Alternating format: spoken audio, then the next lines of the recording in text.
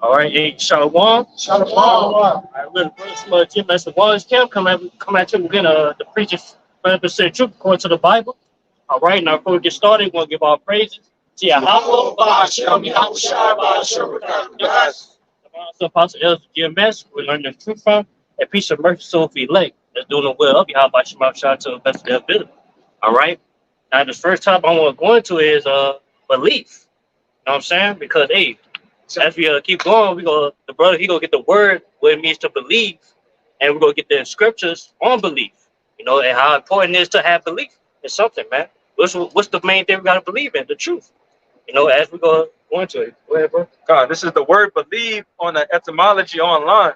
It says to have faith or confidence. Yeah, it said to have faith, to have confidence. You know what I'm saying? And matter of fact, which you always like to bring out, why? I believe, for therefore I spoke it. I got it. Yeah, you got it. Go ahead. Yeah, this 2 Corinthians 4:13. It says, we having the same spirit of faith, according as it is written, I believe and therefore have I spoken. We also believe and therefore speak. That's right. God, that's the spirit. Yeah.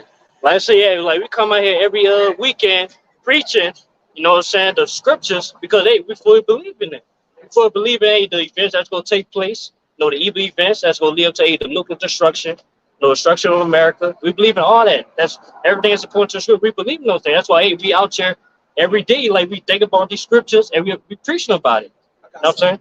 Because what the brother is basically explaining, all right, from the abundance of the heart, the mouth speak.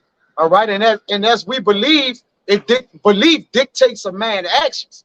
All right, because that same spirit that working in us, the spirit of faith, belief in our Lord, love, kindness, temperance, all those things work into the spirit of the men. That's as part of the elect, man. And the Lord give them that spirit to work the spirit in them to push forward his word. If the word of the Lord is in men who believe, the only thing they can teach is the truth, man. That's why the Lord is with the mouth of the prophets. But he's just not with their mouth. He is teaching their mouth. He's guiding their mouth. As he said with Moses, I will be with thy mouth, man. All right. So the thing that a man thinking in his heart, so is he. So as we think it, believe, we speak. All right. And we also carry it out in actions, man. You got it, brother. And not only that, we believe that the priest is true, but also hey, we believe so much that it keep us going as well. You know what I'm saying? Because hey, that's why we able to bear these sufferings that we got to go to. You know what I'm saying? Be in this low condition. Deal with the wickedness of this world, because hey, we fully believe that it's gonna be over, you know, sooner or later. You know what I'm saying? Well, hey, we're gonna be in our kingdom that's about to come, that's about to be established. You know what I'm saying? Well, we ain't gotta worry about suffering no more. We ain't gotta worry about wickedness or none of that. You know, we fully believe in those things. That's what keep us going in the truth. Got to precept too. Go ahead, Ryan. Go ahead. Hey, and we can look at our forefathers in the past and what their beliefs got them.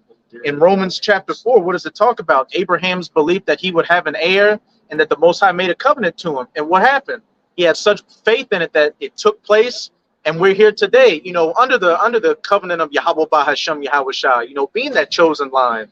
But this is Romans chapter 4. I'm going to read verse 3 and then jump down to 20. For what saith the scripture?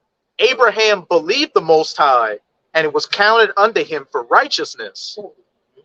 Oh, you got it. You got it? Go ahead. You got it? Yeah, like I say, that's how much Abraham believed. You know what I'm saying? That he was willing to give up his only begotten son, was Isaac. You know what I'm saying? He was able to kill if need be, because he fully believed in the Lord. You know what I'm saying? His ways. You know, so that's the same belief we've got, man. That we forsake all what the world has to offer. You know what I'm saying? To obtain the kingdom to come. You know. That's how fully we got believing this thing. You know what I'm saying? I'm gonna jump down to verse 20 and listen to what it says about Abraham's belief and faith in Yahweh Bahashem Yahweh Shai. He staggered not at the promise of the Most High through unbelief, but was strong in faith, giving glory to the Most High, and being fully persuaded that what he had promised, he was also able to perform. He was fully persuaded of what he had promised to him. We had promised him to be the father of many nations. You know what I'm saying? The start of the lineage, man. You know, of the chosen nation, you know, which is us. You know what I'm saying? He was fully persuaded in that. So that's, like I said again, that's how fully persuaded, fully believed that we got to have, you know, as our forefathers. They say that in the book of Romans. What you saying? If Baba Bashar, one of y'all brothers could get Romans 14, but at 5. Give or take. All right, because that's it. Well, is it? Yeah. Oh, there's a kind. This is Romans 14, verse 5. One man esteemeth one day above another, another esteemeth every day alike.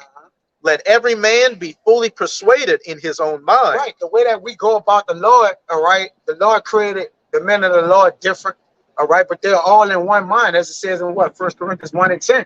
We're still in one body and one mind. So let every man be fully persuaded. When you're fully persuaded, and nothing can basically get you off kilter with it, man. You're not gonna go off track. All right, because what you believe in, you got to be set in your belief. You got to be fully established, as it says in the book of Psalms 112, fixed and established in your heart, serving the Lord, man. All right, go ahead, brother. Just back you up. What's it say? A double-minded man is unstable in all his ways. And if you're double-minded, that means you're wavering. You're not fully persuaded or convinced in your own mind. You're lukewarm. You got 1 foot in the truth and 1 foot in the world. So all your decisions are going to be thrown off. You get the word conviction comes from what? Convinced, right? So when you're convinced, matter, get that word in online etymology, conviction. So when you're convinced in something, you can't be like, it's con means with. I wonder what the vince mean. You know what it mean, Amawat? Either one.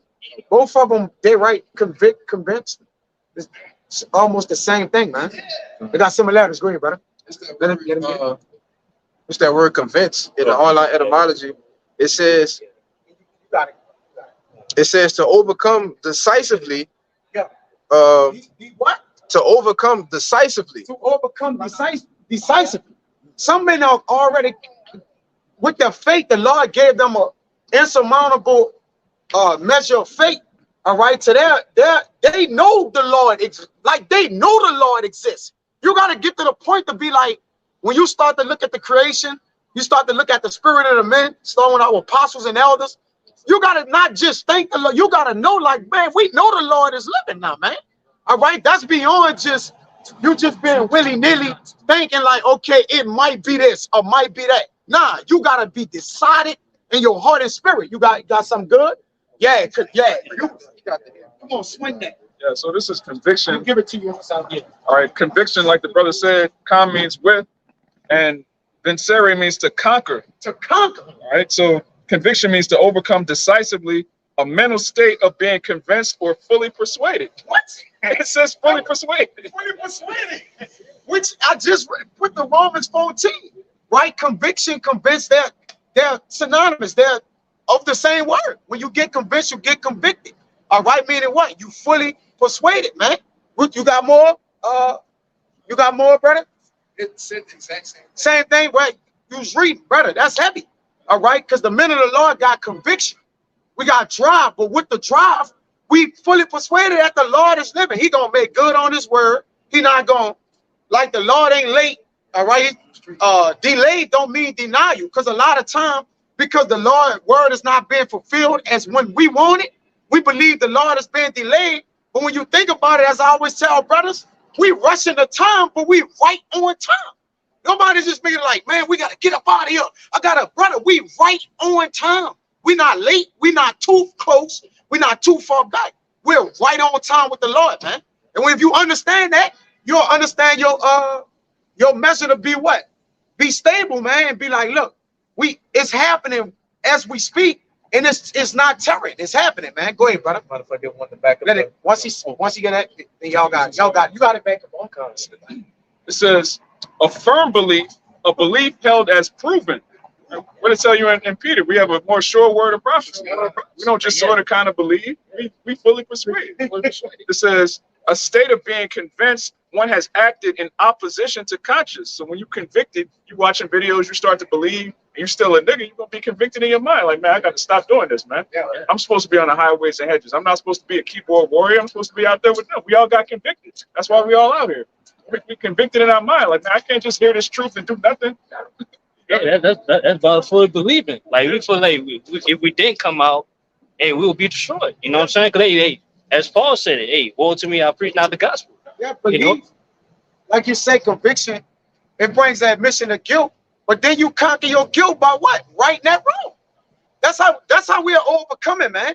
Because the Lord, in the scriptures, it says that you could get a Quran. We're more than conquerors. And how can we be more than conquerors? You have to be convinced and convicted. Like the brother said, hey, you can't over-conquer something. But the Lord said we are more than conquerors, man. Go ahead, brother. Yeah, what's the main thing we conquer? We conquer all the lies that being told, you know what I'm saying, the truth, or hey, even negative thoughts. They're trying to convince us otherwise that's just not the truth. You know what I'm saying? Yeah, that's what main thing we conquering. And how we conquering? Hey, we fully believe, which is the same thing. Yeah, go ahead, bro. It's the book of Romans. This the book of Romans, chapter 8, Yeah. verse 37. It says, "Nay, in all these things we are more than conquerors through him that loved us. For I am persuaded." There go the word again.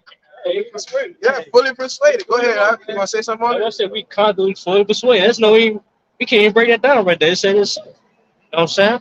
And it says, "For I am persuaded." You know, this was Apostle Paul going into how he can't be separated from this. Yeah, You know? like he said, yeah. Basically, like, go ahead. It read says, "For I am persuaded that neither death, nor life, nor angels, nor principalities, nor powers, nor things present, nor to come, nor height, nor depth, nor any other creature shall be able to separate us from the love of our power, which is in Yahushua HaMashiach our Lord." Yeah, so yeah, basically, Apostle Paul saying, hey, can't nothing stop him from believing this thing. You know what I'm saying? Nothing can stop him from doing the will of Yahweh Shema Shai. That's the simple as that. It's the same mindset we gotta have. Like nothing can stop us from to fully believing this thing. Because either way, it's gonna come. You know what I'm saying? But, hey, matter of fact, get that Romans 3. Go. This is the book of Romans, chapter 3, verse 3. It says, "But what if some did not believe? Shall their unbelief make the faith of God without effect?" Yeah, that's the question. Like, typically, like a lot of people don't believe this thing about us. Does that make the Lord a lie? Or it's not going, the prophet's not going to come to pass? That's a question mark. You know what I'm saying? It's going to answer that question on the next verse. Verse 4, it says, "God forbid, yea, let God be true, but every man a liar. As it is written, that thou mightest be justified in thy sayings, and mightest overcome when thou art judged." Yeah, the main point is, yeah, Yahweh forbid. So either way, no matter that nobody believe in the Lord, the Lord is still him. He still gonna do what he do. So that's how much we believe in this thing. Like, even like, hey, Lord forbid we stop believing, the Lord still gonna do what he do, no matter what. If I can add Yeah, to go it, ahead, bro. which is why, you know, the Lord has gifted his men that gift of faith. Because if you don't believe, you basically don't have faith. You know, you can't believe something because why? You can't see the bigger picture. Well, the Lord has given us the gift to see the bigger picture, man. You know, It says, I know you gonna word it right. I don't know why, but I believe it say, if we are the faith of hope, why hope or something like that. If it's yeah. Come on, if you could get that, Baba shot. And the brother heal. I said, I got nothing. Yeah, what good is the hope? Basically, if you faltering and hoping for it, like, okay, if there's a hope, that's an expectation of good. You got it? Go ahead, brother. it's the book of Romans, chapter 8, verse 24. It says, "For we are saved by hope, but hope that is seen is not hope." Yeah, no one said we are saved by hope. By us, hey, hoping that the better life for us, man, that's set for us, that the Lord got set for us, promised to us. Hey, that save us from all this wickedness that's going on in the world. You know what I'm saying? Saving us, hey, for being so worrying, or hey, like we walk in the valley of shadow of death out here. You know what I'm saying? Hey, by us having that word, by us fully believing the word and the Lord's promises, hey, we are saved. You know? Go ahead. A little more. It says, "For what a man seeth, why doth he yet hope for it?" Yeah. So if you can see it, what is that a hope for? Or what is that a look for? If you can see it, it's right in front of you. You know? It says, you want to say something? I can make a point. I make an example, like, not like back in the day, like we were celebrating that wicked holiday, Christmas. You know what I'm saying? Like we would look for presents, stuff like that. Like, but we see the presents, you know what I'm saying? Like it's a PS3 or PS5, something like that. You know what I'm saying? Ain't no point in hoping for it. Like, your hope is gone. Faith is the substance of things not seen. Yeah. So what you see, hope. So like you said, Hey, Shalom. Just to back up the point Kaya was making earlier, we have such, you know, faith and belief in this truth that we don't need to see the evidence. Yeah. Like once your faith is built up that much and you believe in Yahweh Bahashem, Yahweh Shai, yeah, you know the relics and you know the accounts, the worldly accounts, you know, they're a faith booster, but it's to the point to where you have such a belief in Yahweh Bahashem, Yahweh Shai that you simply believe the words you're reading out of the script. It says, more blessed to see who haven't seen and believe than one. Y'all got it. Hey, brothers on. Y'all own it, brother. Yes, brother. Yes, brother. Go ahead. But Y'all got it. You got it, come on. you got it. Yeah, yeah. This is Hebrews chapter 11. I'm going to read verses 1 and jump to 3. Now, faith is the substance of things hoped for, the evidence of things not seen. Yeah, like we can't prove that, oh, the kingdom is coming, like physically. You know what I'm saying? But we can spiritually see it.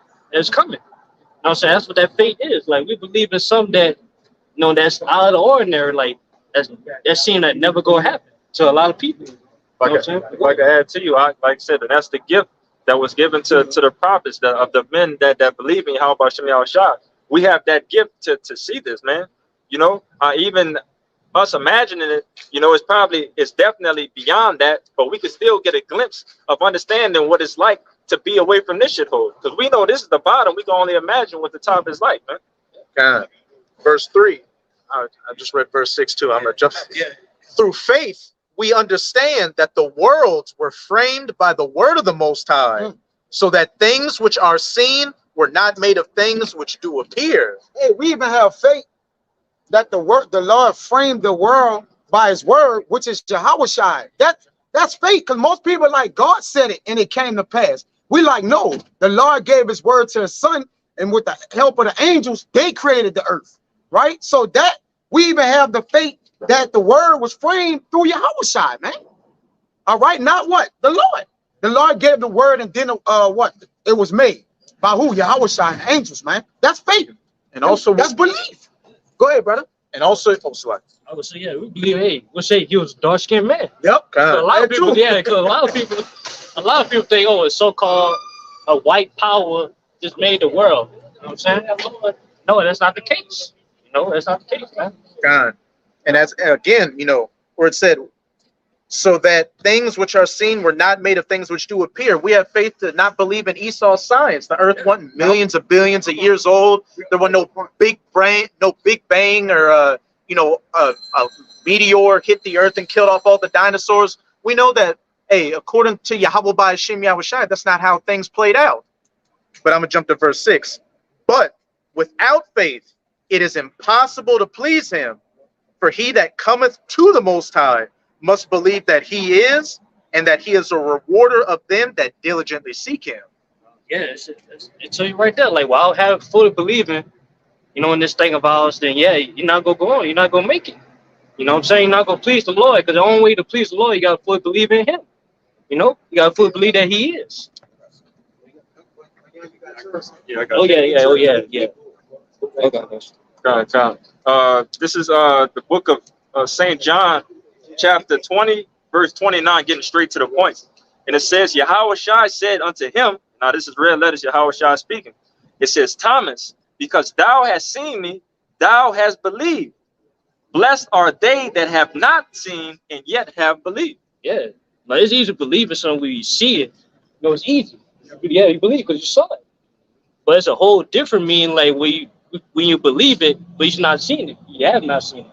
That's full range of hope right there. Full range of hope. Hey, well, it was displayed by one of our forefathers, Job 19. He said, though yet this body going worms and earth, though yet I will see though this body be consumed in the earth, the rains. He's talking about the time. He said he'll see what? Yahweh Shai in the end with his what? Own eyes, man. But he was gonna die right there. He like, look, I'm gonna die, but I believe in the end I'm gonna see what? Yahweh Shai, man, with my own eyes, man. Job 19. See, faith, again, faith is a thing that's gonna be before man. Your faith gonna go before you. When Yahweh Shai saw Nathan Ya'ala, he said, an Israelite indeed, a man in whom is no God. All right, that man faith in his belief, what? It preceded him. Okay, same like the men before them. Abraham, the Lord knew Abraham was going to have belief. That's why he like, through your seed, I'm going to bless the nation, man. All right, the Lord foresaw or gave us belief in our spirits before he created our spirits, man. You got it, bro. Yeah, but back up that precept, hey, get that 1 Peter 1:8. This First Peter 1:8, whom having not seen ye love, and whom though now we see him not, Yeah, read the first part. whom having not seen ye love, and whom though now ye see him. Who we have not seen, Yahweh Shai. Hey, yeah, but yeah, we say we love you. How we show our love? We keep the commandments. Hey, we keep the law, statute, commandments to the best of our ability. That's how we show our love to you. Hey, how about Shema Shai? Brothers sacrifice their lives Right, yes. for a man we haven't seen yet. We haven't seen yet. We've seen him in a previous incarnation, but when you hear this word, we haven't seen Yahweh Shai in Rome. We haven't seen Yahweh Shai in America, but we see him through the scriptures. We see like this is clearly the truth. We put our lives on the line. Yeah, also, and we fear him too. We do something stupid, and we know for a fact, like in the back of my, we be destroyed. Yeah. Lord go, hey, kill us right there now. You know what I'm saying? That's how much we believe. I wanted to bring out that word belief. Jake been saying it. Get it? What's that word belief? Like that.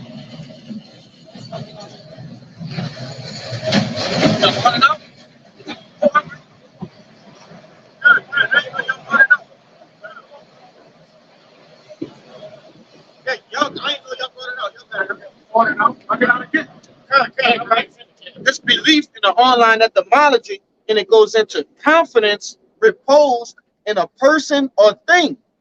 And yeah, with faith. And when you go down, it says to care, to desire, to love. And this brother had made a beautiful point. Hey, we notice the truth. We have confidence in that. We believe that. Like that brother said, your belief, your faith go forth before you. All right? And we confident in this thing, man. But you got it. I just wanted to bring that out. Yeah, bring it. To back up the point Amawad was making, we put our lives on the lines, for a power we haven't seen in, like you said, in past reincarnations. We saw Yahweh Shai and the prophets, but in this reincarnation, we literally came out of a dead state, literally being black, African American, a Mexican, to being the children of the Most High through faith and belief. But this is this is Second Esdras, chapter 1, verse 35. Your houses will I give to a people that shall come, which have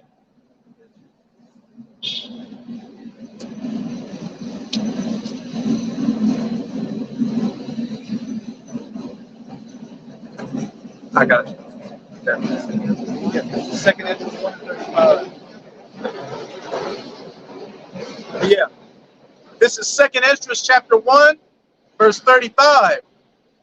Your houses will I give to a people that shall come, which not having heard of me yet. Oh, He holding it the same way you came oh, over. God. You good. Oh, your houses will I give to a people that shall come, which not having heard of me yet shall believe me, to whom I have shewed no signs, yet they shall do that I have commanded them. Yeah. They have said, Oh, that's plain right there. Like we ain't hear the Lord out of his own mouth saying what to do, but yeah, we believe in it. We heard it from a physical man. You know what I'm saying? If I can add real quick too, like I said, and that's what made that lit that fire under our ass to make us want to do this, man. Because like I said, we heard this, and then all of a sudden it just clicked in our head, like, wait, hold up, what's up with this? This shit gotta be right. This ain't no coincidence that I'm hearing this and that this is happening right now. Like I said, everything is just, the Lord is placing that for us. You got it, brother. verse 36, they have seen no prophets, yet they shall call their sins to remembrance and acknowledge them. Yeah. They say that they see no problem. Yeah, they gonna be called out. You know what I'm saying? They'll be called out their wickedness. But yeah, everybody think like, oh, what they hear is teaching, we're saying we condemn them for the sin wickedness they be doing. They don't believe that. They don't believe that, oh, this the actual Lord, speaking through those men. You know what I'm saying? Verse 37. I take to witness the grace of the people to come, whose little ones rejoice in gladness, and though they have not seen me with bodily eyes, yet in spirit they believe the things that I say. That's plain right there. Like, yeah, even though we have not seen the Lord or heard the Lord face to face, But yeah, we believe everything he said according to the scriptures that he wrote. You know, that's the main point, man. That we fully believe in this thing about us, man. And long way to the end. You know, That's not belief. What is? yeah. What is? That's how most people believe in this. Like what is the truth? What else? Right. You know, what else makes sense? Everything points directly to this, man. Like if you don't believe this is the 100% truth, man, we know what's gonna happen to you, shit. But you gotta go. Because y'all making the point of believing. Well, what's the end goal of believing? Salvation. And what we got to do, keep the works to the end, keep the faith to the end. See, this is the book of 2nd Esdras, chapter 9, verse 7. It says, and everyone that shall be saved and shall be able to escape by his works and by faith, whereby ye have believed, shall be preserved from the said perils, and shall see my salvation in my land and within my borders, for I have sanctified them for me from the beginning. Well, see, by us having that full belief in the Lord, you know, his word, you know what I'm saying, his ways, and we will be saved. I mean, upcoming destruction that's about to come upon this place. You know what I'm saying? Because, hey, I believe gonna be tested, you know, in the times to come. You know, so that's why, hey, we got to build our belief up day by day. You know what I'm saying? That's a perfect point because it goes right into this Thessalonians. This 2nd Thessalonians 2, which we bring this out all the time, going into the wicked, how the wicked has to be revealed, and the wicked are going to convince people that don't believe to be destroyed. It says, verse 12, 1 and 13, that they all might be damned who believe not the truth, but had pleasure in unrighteousness. But we are bound to give thanks always to our power for you, brethren, beloved of Yahweh, because the Most High hath from the beginning chosen you to salvation through sanctification of the Spirit and belief of the truth. Oh, So we were chosen from the foundation to believe, and these people were chosen to not believe. They're gonna be destroyed. Yeah, that's That's why I say don't let the incredulity about the trouble, Yeah. right? Because for a person to believe, only thing the Lord gonna throw the kitchen sink at you with unbelief. So what? Satan to what? To basically alter you from your belief. Everything gonna come at you gonna be a bunch of things of unbelief to straighten your belief, man. Because the more you believe in the things, or you cut down strongholds and different things of unbelief, you're gonna get strong in your belief, man. You're not gonna waver. Matter of fact, I got one. This is Sirach 37 and 13. It says, and let the counsel of thine own heart stand, for there's no man more faithful unto thee than it. And instead of having counselors of 1,000, we have but one counselor. All right. So when we counsel, or Yahweh Shai done sup with us, all right, and live within our spirit, all we counsel of is the things of belief. All right. We don't even think about the unbelief, because we rebuke the thought of unbelief when it comes to us. Man, I'm gonna eat them. Man, no, I ain't. Like, I'm Jake. You know, I got flavor. You gotta start. You know, the counsel which we have established in ourselves. Go ahead, brother. Yeah, that's back up that point that you made that Romans 14:5, which say every man gotta be fully persuaded in his own mind. Yup. You know, that's why, hey, we gotta be fully persuaded in ourselves. And we gotta believe it for ourselves. You know what I'm saying? Because hey, a brother believe like you could get inspired by a brother belief, but it's all about your belief. Yup. Do you believe in the Lord? You know? It says, I got a little more. It says, Sirach 37 and 14. For a man's mind is sometimes want to tell him more than 7 watchmen that sit above and in high tower. Yeah. Nice. Read it again. Read it again. It says, for a man's mind is sometimes want to tell him more than 7 watchmen that sit above in a high tower. Yeah.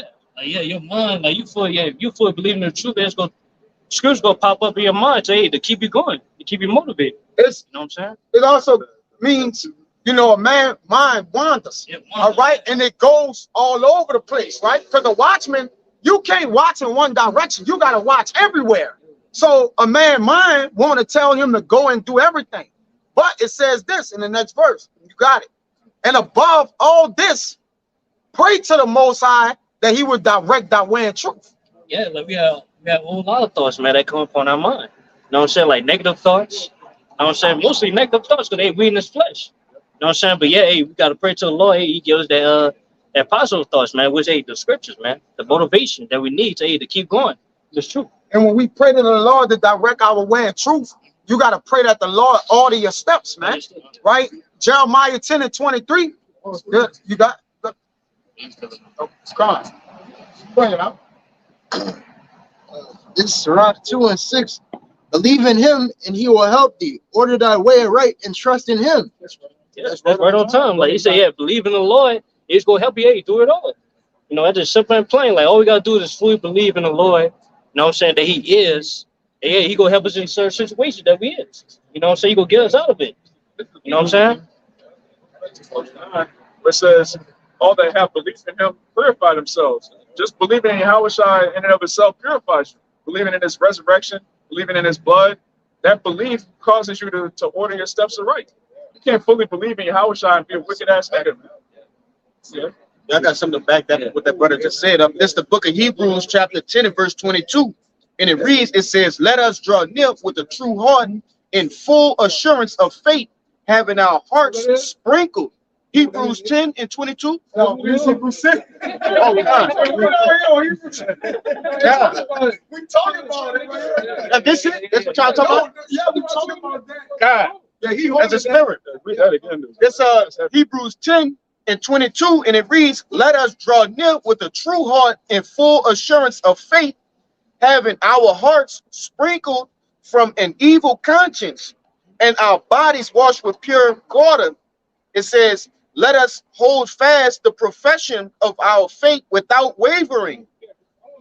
You gotta, when you come into this truth, it's a difference from being on that side and crossing over. You on that side, we always go through the marriage process where we get to know you get to know us. You go through trial and error, you come out, because that's a part of doing the works too. Right? The Lord understands that you coming out as a man with the true intent in your heart to get on this side. The Lord knows what's going on. That's a part of the works too. Right? You get invited to classes and different things, you building yourself up. But while you're on that side, you have to have full assurance in your heart. So first and foremost, know what it is to getting on this side. Understanding the camp, the order, having accountability, understanding that, you know, this is life and death too, man. Once you get over here, you public enemy number one to the society, man. This is life and death. You got to be a full assurance and knowing that, man. Can't be half-assed, and you can't be to the point where I don't know, maybe, but then when a pastor or some motivational speaker come by, he can actually grab you from this and back into the churches, all right, back into Islam, because I didn't see it happen. That means you weren't fully rooted. And that's why a lot of times you tell brothers, man, this is not a race. You got to take your time, right? Because when you start off in a marathon or a triathlon, started off out the gate, you same boat. You just running your ass off. You forgot this thing is a 40-mile race, 144 miles, man. You on block one. You out the gate, you running. That shit don't last long, man. Pace yourself. What you see with those guys that running the 400, 800 meters, they always on the track sticking together in that pack. You see them? Sticking around that pack.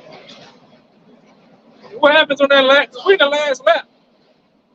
Those guys who has endured, they start to break away from the other guys in the pack, right? But they're willing the storm of constantly going around. That's the same thing we on, man. We in a marathon. And this marathon has what? You know, in triathlon, so you gotta go swimming, gotta jump your ass on a bike, gotta go uphill, hurdle, climb a wall, get the rope and shit. This is what the truth like. You're gonna be faced with obstacles and things coming your way. All right, things gonna happen to individuals in your family. Things gonna happen to you. Things gonna happen to your vehicles. Things gonna just happen to kids.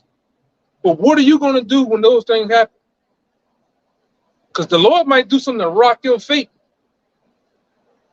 I'm talking about straight up rock your fate. Right now, the Lord was to hit your health. What you gonna do? You gonna stop? I didn't see a brother that was, well spoken of.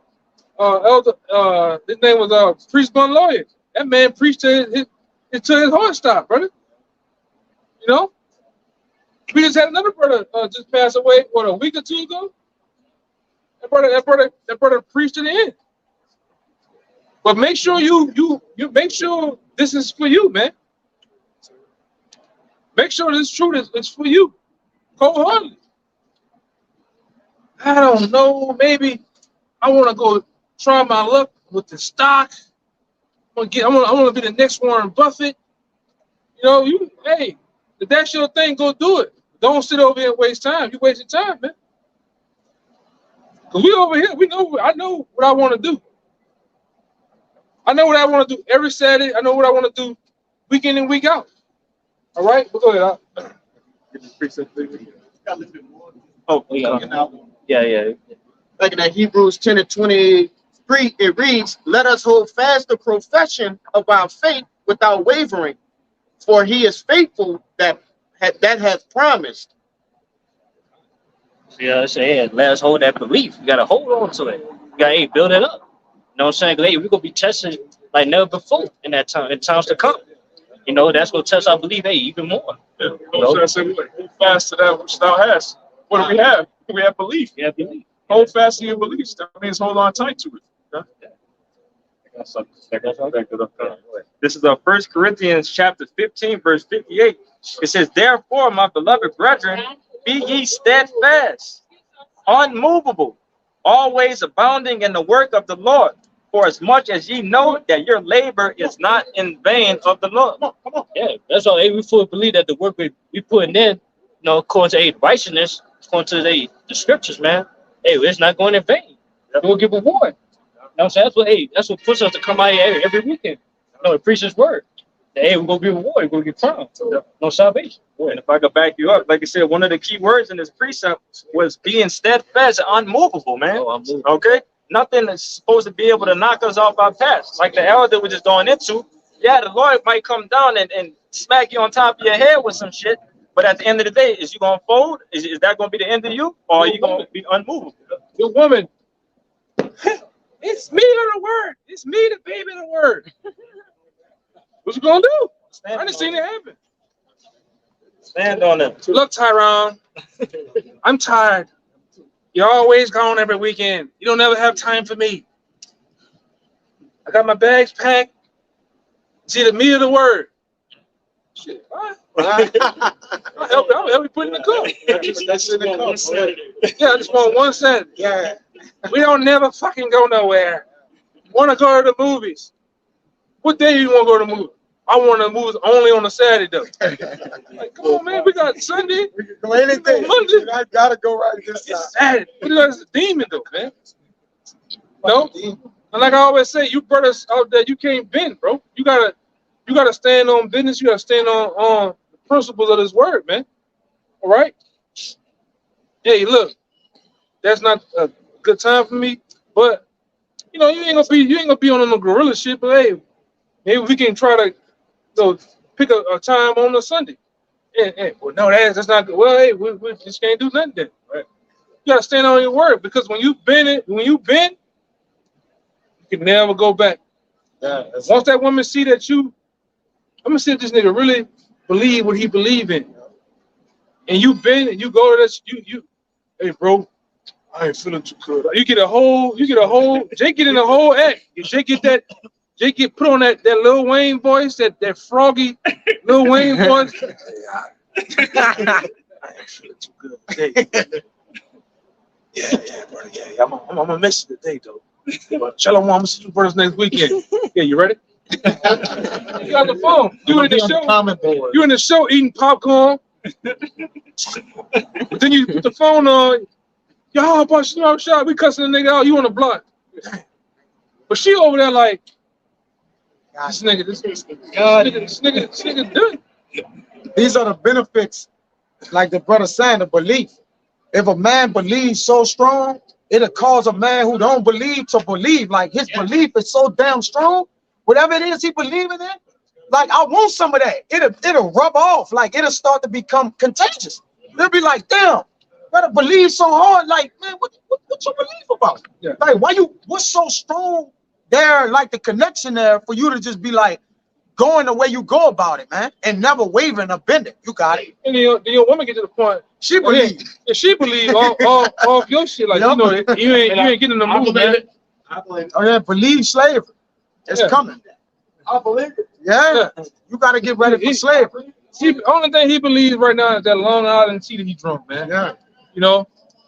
And that dope. Yeah. And that perk. Yeah. And the dope. And that perk 30 he didn't took. Straight You know? But these devils, like I say, they in their kingdom, man. Look at them. They're not in trouble as other men. You know, they get to walk around with their beards, because they ain't hunching on the motherfucking thing that walking down the street with them.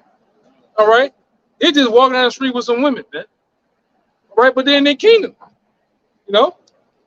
But we got a whole kingdom coming to us, man. I'm talking about ruling with righteousness and with an iron fist of these devils. What you about to say, though?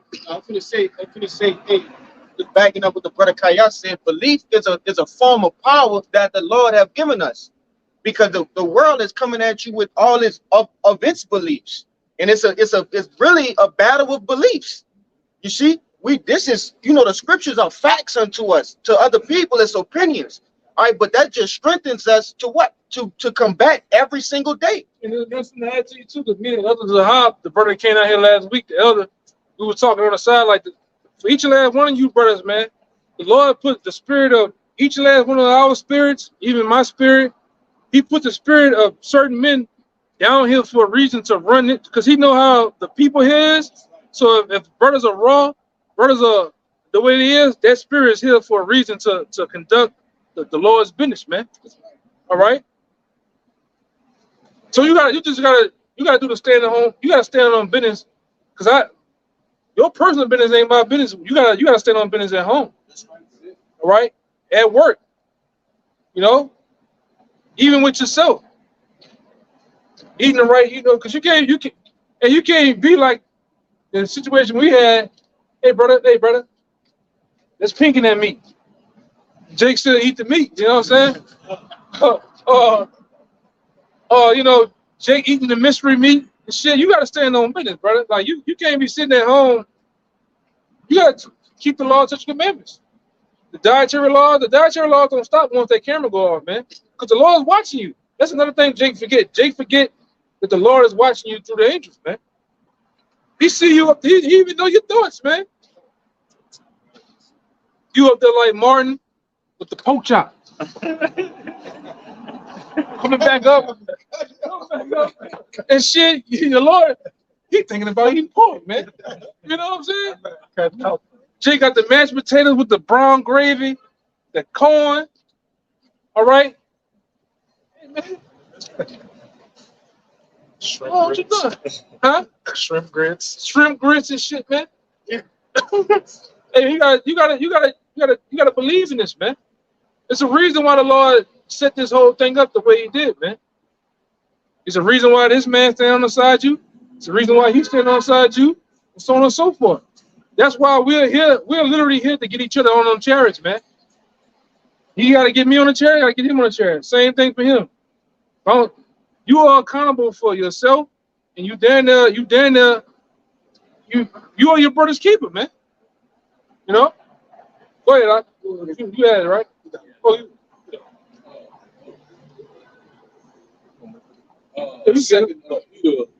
Oh, chapter 1 and verse 10 said, wherefore the rather, brethren, give diligent to make your calling and election sure, for if ye do these things, ye shall never fail.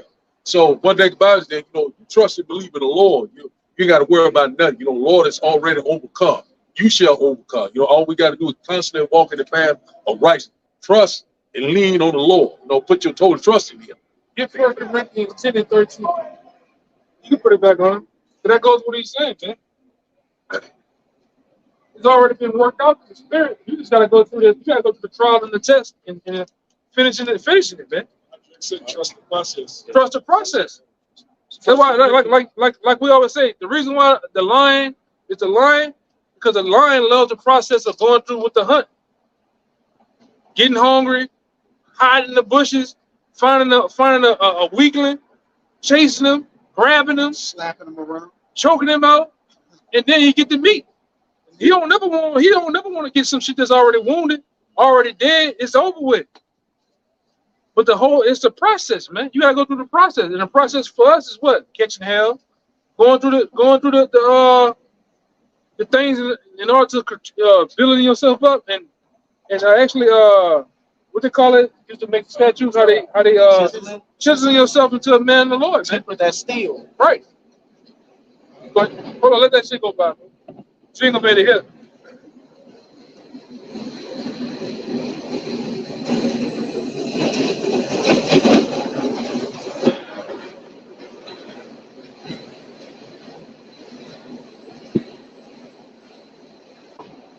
First Corinthians chapter 10, verse 13.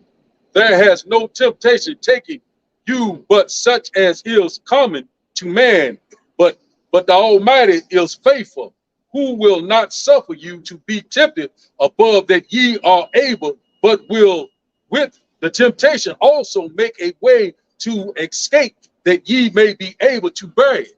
So one thing about it is that, you know, even whatever the fiery trial that we're going through, the Lord is with us all the way to the finish line. You know, one thing about it, you know, you got to be tried as gold is tried in the fire. You know, so one thing about it, the Lord is constantly purging us. You know, He's constantly building us up. He's constantly, you know, that fine gold, constantly carving us out. You know what I'm saying? Through the men that we get ready to be.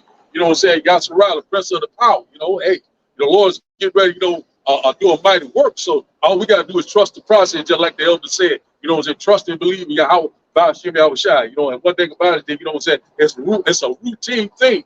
You know, we're just constantly doing, just like a job. Get up, constantly do the work, be repetition. Keep doing the work of the Lord, and the Lord's going to constantly give you that increase. You know, we constantly growing. Once the seed been planted, it's going to grow. You constantly manifest. You know, the Lord is going to make you who you are. You know, hey, go ahead, you got it.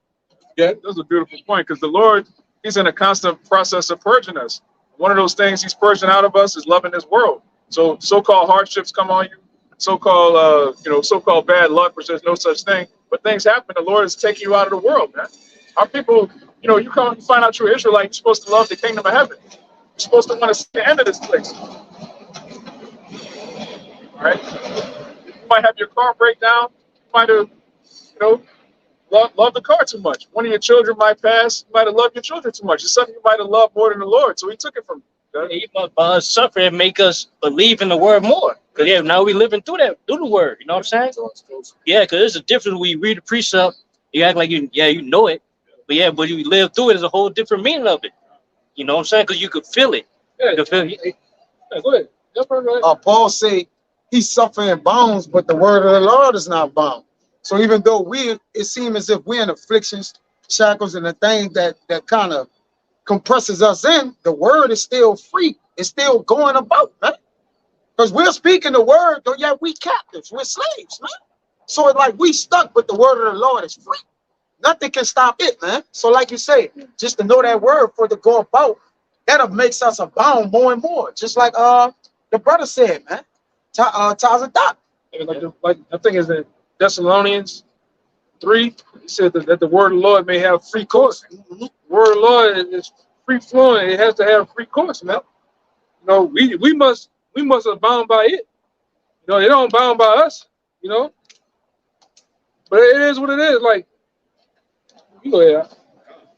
Yeah, like it's building us up slowly but surely. You know what I'm saying? And Hey. it's something to play.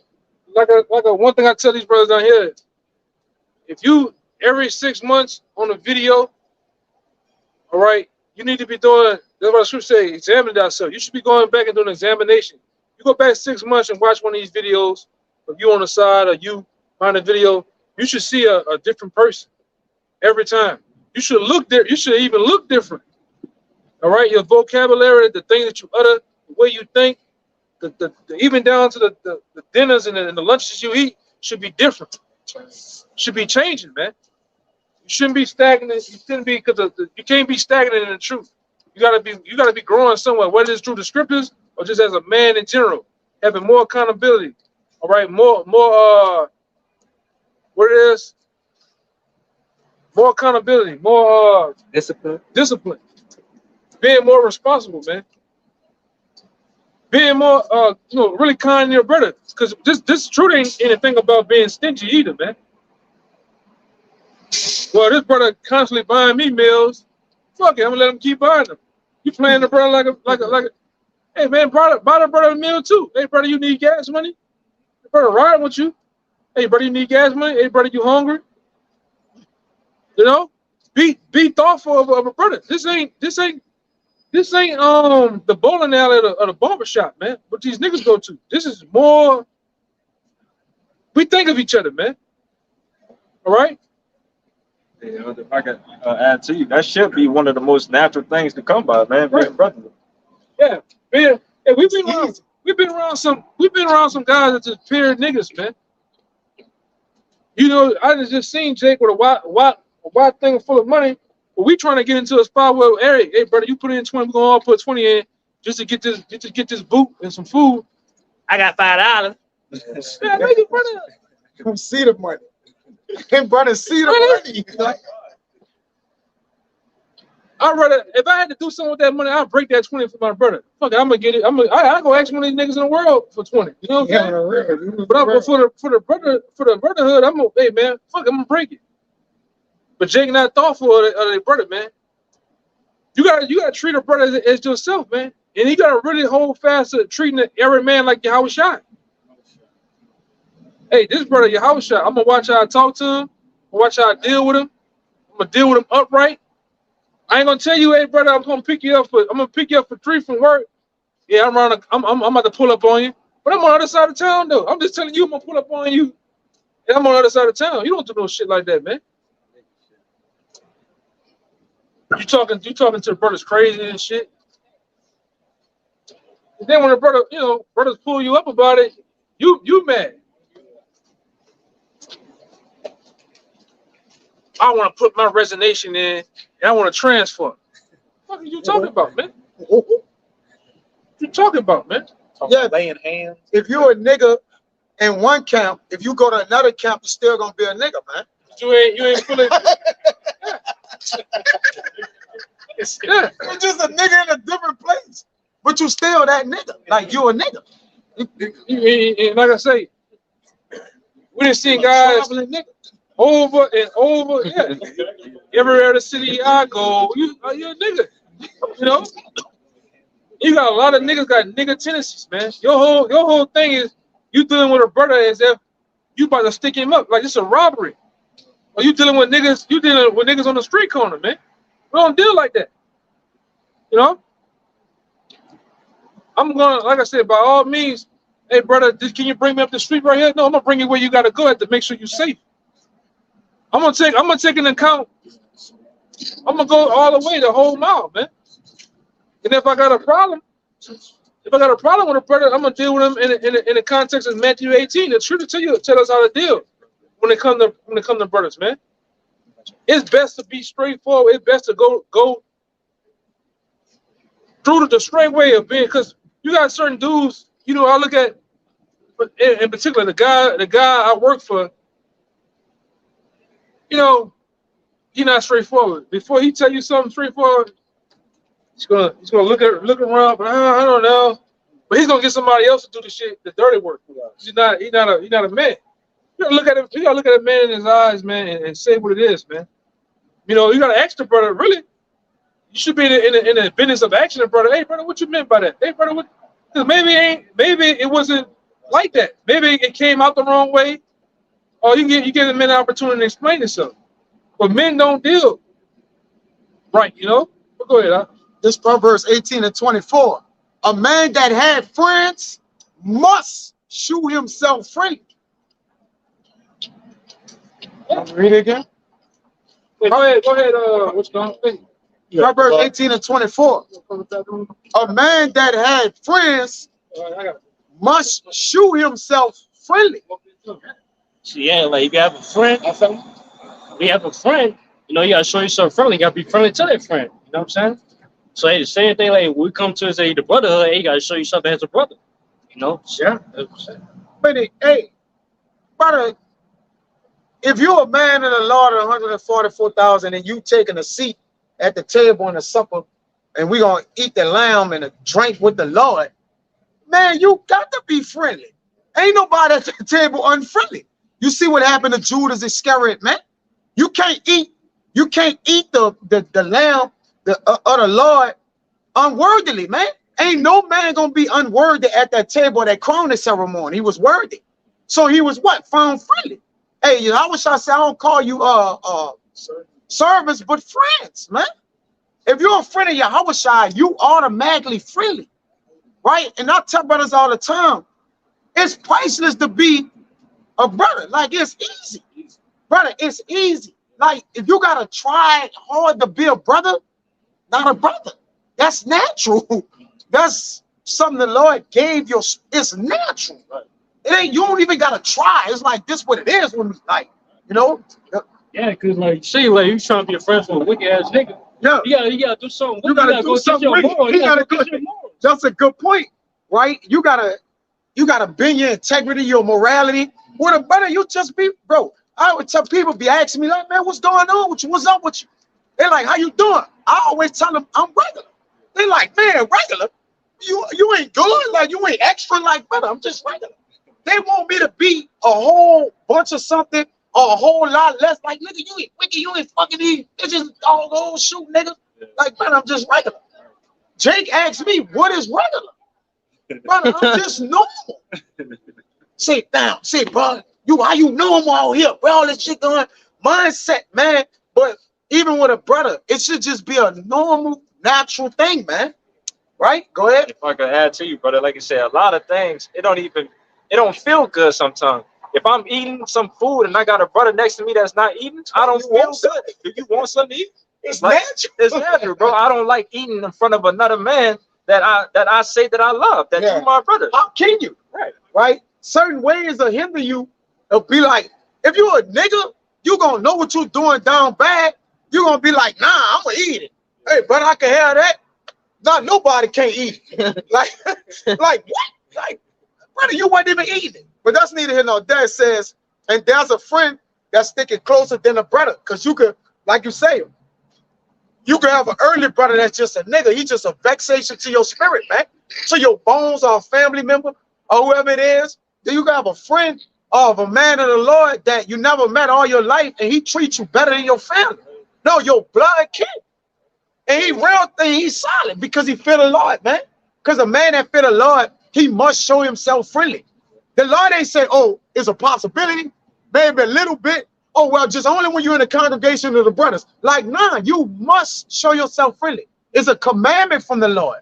It's the second commandment. Jake be like, man, I could bring it out. I got all this wisdom. No, the second commandment is the what? Love thy brother with all thy heart. Love is the fulfilling of the law. Fulfill the law with your brother, and you will be a man of the Lord. That's law. All right, go ahead, brother. Go ahead, Kushad. I was holding that. I know you want to say something. No, so yeah, Bayan, I want Bayan to bring this out. He wanted to make a point. Oh, yeah. I had. Select. You know, like y'all brothers were saying, just to back y'all up, you know, me and multiple brothers have had this conversation on how if you need something, all right, and you call a brother and ask a brother, it's all right, I got you, you know, such and such, let me handle this, you know, I got this, we're gonna get up around this time. Boom. You call a family member, a friend, somebody in the world, and multiple brothers can attest to this. Like, hey, look, I need you to help me do this, that, and the third.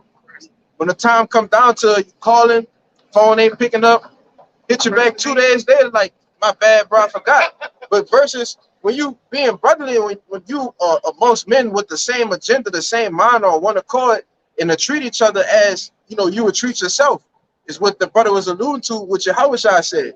You know, loving thy brother as you love thyself, man. You know, you're going to do everything that you need to do to make sure that the body is good, all right? To make sure that all the brothers are working fluently, all right? That we all may be, you know, on one accord still, you know? Got it, bro. Yeah. So like, this is Sirach chapter 6, verse 16.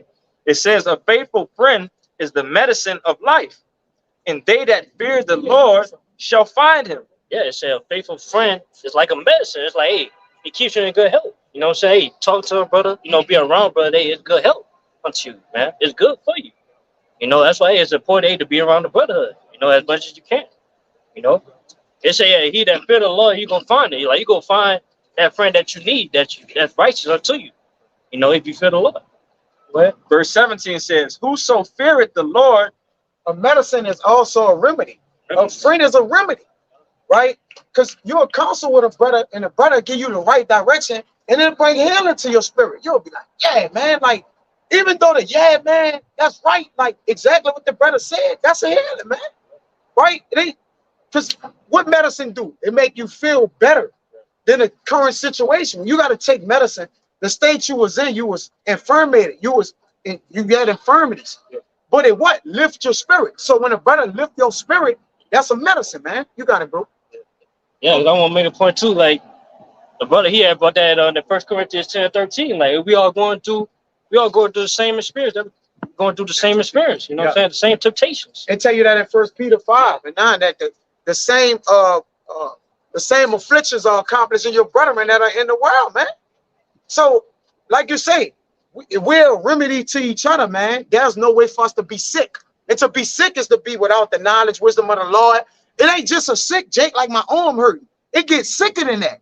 All right, you would be sick without having the word of the Lord. You are sick. You would do something freakish as hell on Bourbon Street, man, with no remorse. You'll be like, man, I just did some freaking indecent exposure shit, man. And then you'll just walk down the street and do it again. All right, because it's what? It's no fear. You're gonna add sin to sin. You got it, bro. That's why I was thinking, like, yeah, like see, yeah, man, that adds sin to sin. What up, my brother? Yeah. God bless y'all. Yeah, Jesus Christ. All right. In the name of Jesus Christ, send it up. Send the prayers up. Yeah. Them bitches ain't gonna never get answered. Hey, and then he gonna do this when he finished. Yeah, go and let Jesus Christ catch that prayer, man. Stupid dummy. Go ahead, brother. Yeah. Like basically as we all going through the same afflictions, you know what I'm saying? Hey, some brothers, hey, made it through affliction that you're going through right now. If I talk to that brother, it's like, hey, you know, if that brother can make it through affliction, I can make it through it. That's what, hey, brothers, hey, talk. Go ahead. Yeah, boost your faith. Yeah, brothers go through afflictions and come out at the end and boost. You got one too. Before, if I can add another point to you, and brothers always mention this too. The Lord also put us in positions for you to go through something that brother is currently going through. So now, again, that you can heal him. Yep. Because he never been through that, but you already solid with that thing already. That's right. But this is Sirach chapter 6, verse 17. It says, "Whoso feareth the Lord shall direct his friendship aright. For as he is, so shall his neighbor be also." Yeah. As a whole friendship is built upon. As a whole brotherhood is built upon. Like, hey, upon the fear of the Lord. Don't be no freak, man. Wait a minute. No, I ain't no pictures. We don't play around here. Get ready for slavery, nigga. Get ready for slavery too. Don't put on there. Yeah, you not attractive. Go ahead, man. Yeah, you not attractive. You not attractive, man. Fuck this shit, man. You gotta get ready for slavery. Nigga. Fuck this shit, man.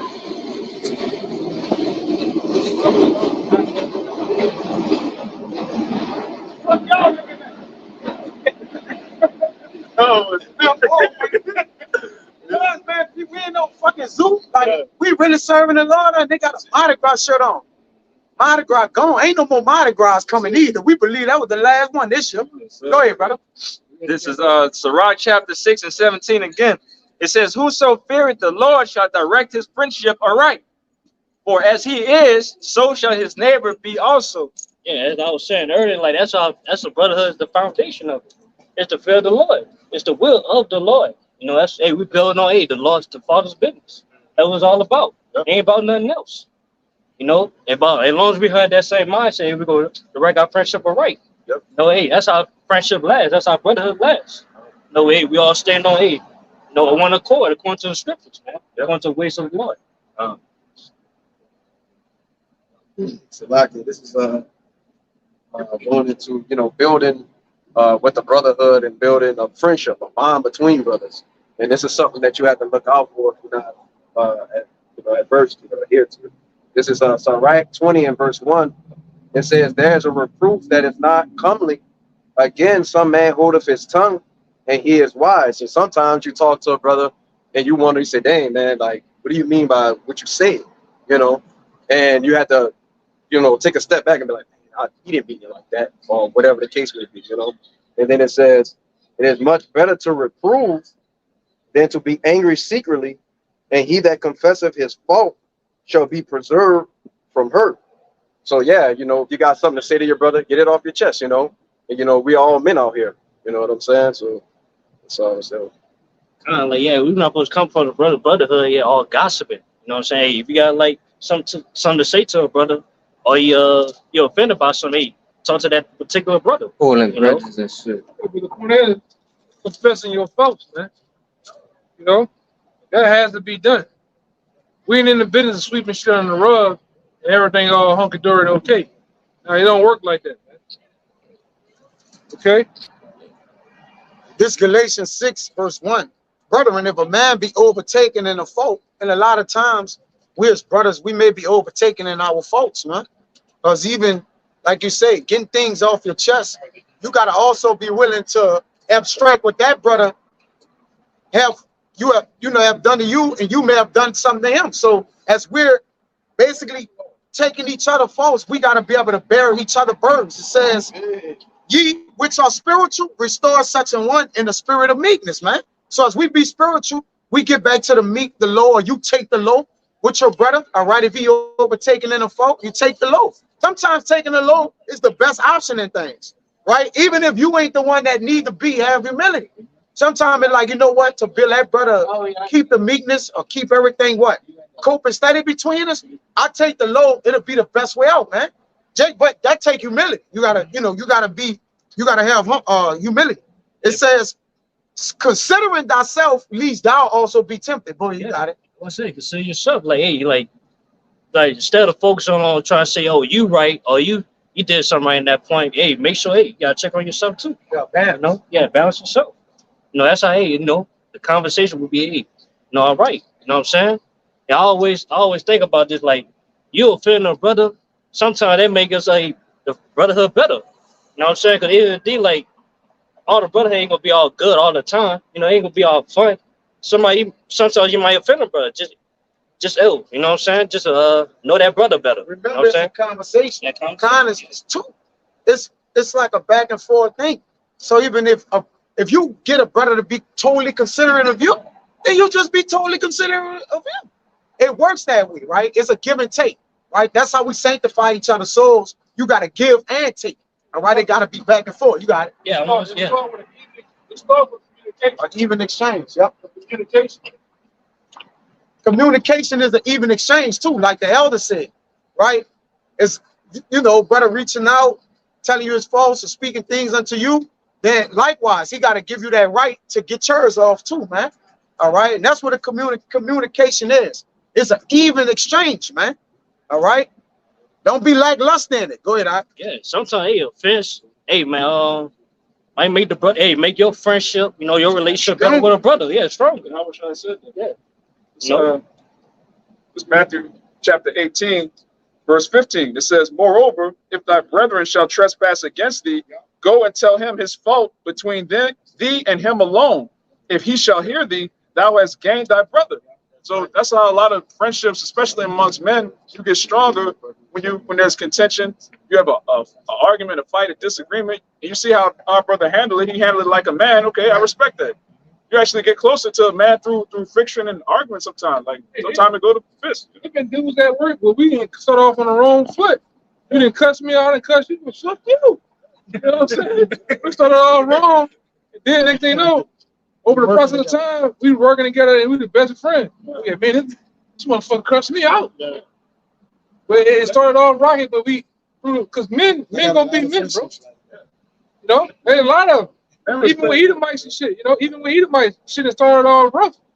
You got your stance, I got my stance, but then over time, you know, and man, hey, I was tripping, and I could have did that better.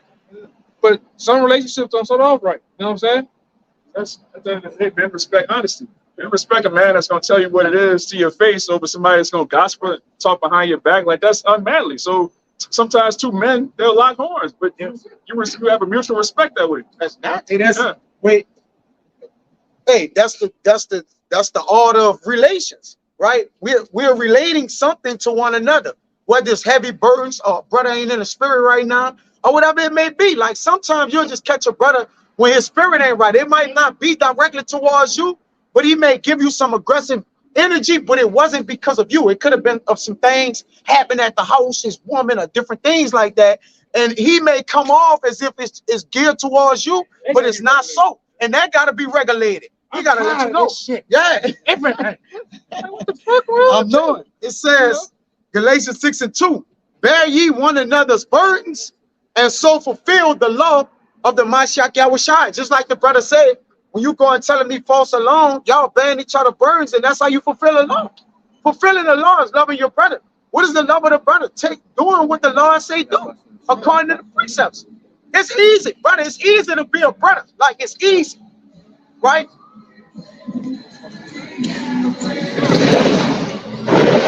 I know. Don't nobody want to be his brother. A lot of people don't love him in life. So they just passing he by himself, hitting the horn with a green mask on, right? It's hard to love him. He listen to Edomite mute. Don't know, no brothers don't love him. He hate himself. You got a lot of business when nobody love you. When people love you, you got a little business. Like, we got a small world with little business in it. But we busy, right? Because people love us. According to the law. You got it, brother. Y'all got it. You got it. I'm gonna back you up real quick, brother. This is Ecclesiastes chapter 4, verse. This is the book of Ecclesiastes chapter 4, verse 9. It says, 2 are better than 1, because they have a good reward for their labor. For if they fall, the one will lift up his fellow. But woe to him that is alone when he falleth, for he has not another to help him up. Yeah, it's better to have 2 brothers than just be by yourself. You see that in Proverbs 17:17. Yeah. Friend love it at all times. Brother is made for the day of adversity. Hey, that's just like, brother, I would rather argue with my brother than to argue with nobody at all. I'm just, hey, you stupid motherfucker, you fussing with, what are you doing? Right? It's not that you're arguing, but you're getting the understanding with each other. Because all arguing it brings about an understanding, man. And you always want to have an understanding in a way, which we would never rather that. We never rather just offensively argue with our brother. But if we never get into anything, how then will we ever know we love each other, brother? You gotta take into account of that with your woman, something at the job, or if you did everything perfectly, then when something imperfect come about, it might blow up. It might go over the top, man. So then if you do get into some adversity, right, you'll see where the strength is at, where the love of the strength is at. And between you and your brother, you got it. Brother, see, it's the same with the Lord, man, because we go through hard times and troubles that the Lord bestow upon us, and you be like, frustrated at the moment, but then you got to I got to, humble down and realize that the Lord is actually helping me by afflicting me. Don't frustrate the spirit. Yeah, That's the scripture. you got to check your yourself. spirit frustrate, man. Right? Because frustrating your brother's spirit gonna automatically have your spirit frustrated, because now he got to keep bringing you his faults. Now you got to listen to him. You got to respect him. You got to adhere to him. Then you got to give him back what he's asking of you, man. Right. Whether you like it or not, if he come to you with the law, you gotta bow down to it. You can't, no, brother, get the other brothers. He bringing the law to me, and I won't do it. What you talking about, man? You gotta do what the brother asking you to do, man. So when you ask of something of him, it'd be an even exchange. It's an equivalent. You got it, bro. You can't even know a person until you see him angry. Until you see him angry. It's all good when everything's running smoothly. All right, when you see somebody like angry and they still respectful towards you, it's like, okay, that's how they really feel. That's how it go. Yeah, even McMill, he said one time, if you're down bad, you really see who in your corner. You know what I'm saying? Sirach chapter 12, verse 8. A friend cannot be known in prosperity, and an enemy cannot be hidden in adversity. In the prosperity of a man, enemies will be grieved, but in his adversity, even a friend will depart. So a friend can't be known in prosperity, man. Everything's going good. Everybody show up, When things get bad, when you're down to your last $5, like, who's still around? Those are your actual friends. And you don't know who love you in a time of hate. Because see, hate coming. that time from the world of different people and the time of hate, that's when we're gonna find out who loves us according to the love of brothers. All of us, right? All of us fall under that ride. All right, there ain't no man over it. We all fall under that banner. In the time of hate, we're gonna find out who loves us. And Yahweh Shai gonna love us, man. Yahweh Shai and the men that love the appearance of him, right? And that's in the same spirit. You gotta do. Yeah. Now, I want to make a point too, like, cause we had friends of the world that day. All we did was just have fun. You know what I'm saying? We just you know what I'm saying, trying to get these chicks, parties and all that shit. But in the day, like as soon as like as you get older and shit like that, hey, this just start to mature. You know what I'm saying? And then like it start to dissolve, like it go away. You grow apart from having members and friends and shit like that, man. And it's true make it happen too. Girl, we around that nigga wear a dress on the corner. And preaching man, they talk shit, bro. I mean, but just in life sometimes you just grow apart. No, I had a so-called friend. I'm like, God damn, a nigga, you still acting like 2006 when we was in high school. You 30 something now, you still acting the same way. But the truth brings forth the acts for maturity too. All right, just as somewhere in life there's a process where it has a click. You have to start bringing forward responsibility, whether that's with a woman or a child or even with yourself. All right, because like I always say, a way how a man can conduct himself and he takes care of himself and the things around him shows for what he is, man. You can groom yourself. You can have nice, decent clothes on. Your car can be clean, look good. That shows how your mind is. But when you're around here looking like Blanka from Street Fighter, something wrong, man. Go ahead. This is Sirach chapter 19. I'm gonna start at 29. A man may be known by his look, and one that hath understanding by his countenance when thou meetest him. Yeah. Nice, presentable. You know what I'm saying? You look good, you smell good, you decent. Hey man, all those things come into account. But when you see a man, Jake don't even got pants or jeans for himself, man. Something wrong. Huh? With no pockets on him. And the Lord, with the point you're making, is a great point, analogy, and example of that. The men of the Lord even take care of their beasts, y'all can know. Yeah. And beasts are not men and people. Yeah, you shouldn't go. Brother shouldn't go by your house and your dog got a hat rack, man. You can hang a fitty cap on them back hind legs, but a butt at, man. Real show, you just be the spinal cord, man.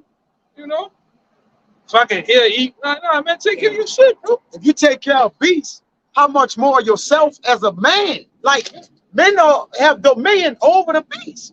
So what he's saying is a perfect example, man. Take care of everything, man. You take care of your shit, man. Your car is like back in the ancient time, you had a horse. That's your cherry. Your cherry, you gotta take care of that bitch, man. Until the missiles come, maybe, you know. Or you were able and fortunate to, to dip and dab through cars, cool. But take care of the bitches though, bro. Yeah. You might need to get the fuck out of here for a hurricane, though. Anything, man. Hey, brother, I'm stuck in Delaware. I might need you to come get me. Oh, brother, my tire's low. Brother, put some man in the tire. Like, but you may be you might be the only guy that's able to do it, but you gotta have things right though. Yeah, you can't treat yourself like shit, but then you say, I just treat the Lord like everything, man. But you don't have care of yourself. Even the Lord say, take care of yourself, man. You're his temple. You're his temple. You just, I'm gonna just defile myself, but I'm gonna make sure the Lord is just never polluted. Ain't what are you talking about, man? Right? Come on, bro. The kingdom of heaven is within you. Start acting like it, man. You're the bride of your house. You're the bride. If you see woman, and they haggard and they messed up, their hair is unkempt, they bust down, what that say about the man? He bugged out. It says adorn yourself for the marriage. Like, get ready to the marriage. And what a woman do? She spend the whole time away looking as beautiful as she could possibly look for the man for 2 minutes. You only walk down the aisle 2 minutes, then you say, I'm doing this good. That's bullshit. But I'm just generally, she spent the whole month or however long it took on what? Just beauty, just adorning herself. So if we the wife for Yahweh Shai or the groom, then we should be adorning ourselves, cleaning our temple up, all right, unpolluting ourselves, right, making ourselves pure and cleansing ourselves with the word, man, right, with the word, cleansing out, working on ourselves, man. Bodily exercise profited, but little, but it profited. But we exercise spiritually and start to level up spiritually. That's cleaning yourself up too, man, right? That's taking it up a notch. You got it, bro. Y'all got it. This Proverbs 31, which goes into being a virtuous woman. All right, we're supposed to be the bride of Yahushua. It says, Proverbs 31 and 23, her husband is known in the gates when he sitteth among the elders of the land. So you make your husband look good by looking good, man. All right, we're supposed to make Yahweh Bashem Yahushua look good by the way we conduct ourselves, the way we carry ourselves. We're Zion, man. We're the monument of Yahweh Bashem Yahushua. People, the heathen, the 2/3, they look at us and they see the Lord. So if you call yourself a servant of Yahweh Bashem Yahushua, you just bugged out. You never take care of yourself. You don't comb your beard. You nasty. You just weird. Like it's like what is this Hebrew Israelite thing? What is that about? You're looking crazy, man. When you look at rosters, you know, and they be having all that matted hair and shit, it's like crazy, bro. What's going on with that? Yeah, like that. What the brother said, there's a scripture that brothers put out about this. This is say, cleanliness go before godliness, man. Next to godliness, man. You gotta take care of yourself, man. Health wise too. And Apostle Hubby on that tip. You got certain guys. Ain't no fucking way. You was this brother size starting off, and now you big as a house, man. What is you eating? What are you doing, man? What kind of portions of food and things are you doing to just let your health go, man? Because if you letting your health go, your mental capacity is gone too, man. You know, you are what you eat. What are you doing? If you really about the herbs, be about the herbs, man. Stop bullshit, man. If you really about eating clean, eat clean. You know, do somewhat workout. You know, brothers work out, do their thing, man. But do that. Don't sit up here and be playing, man.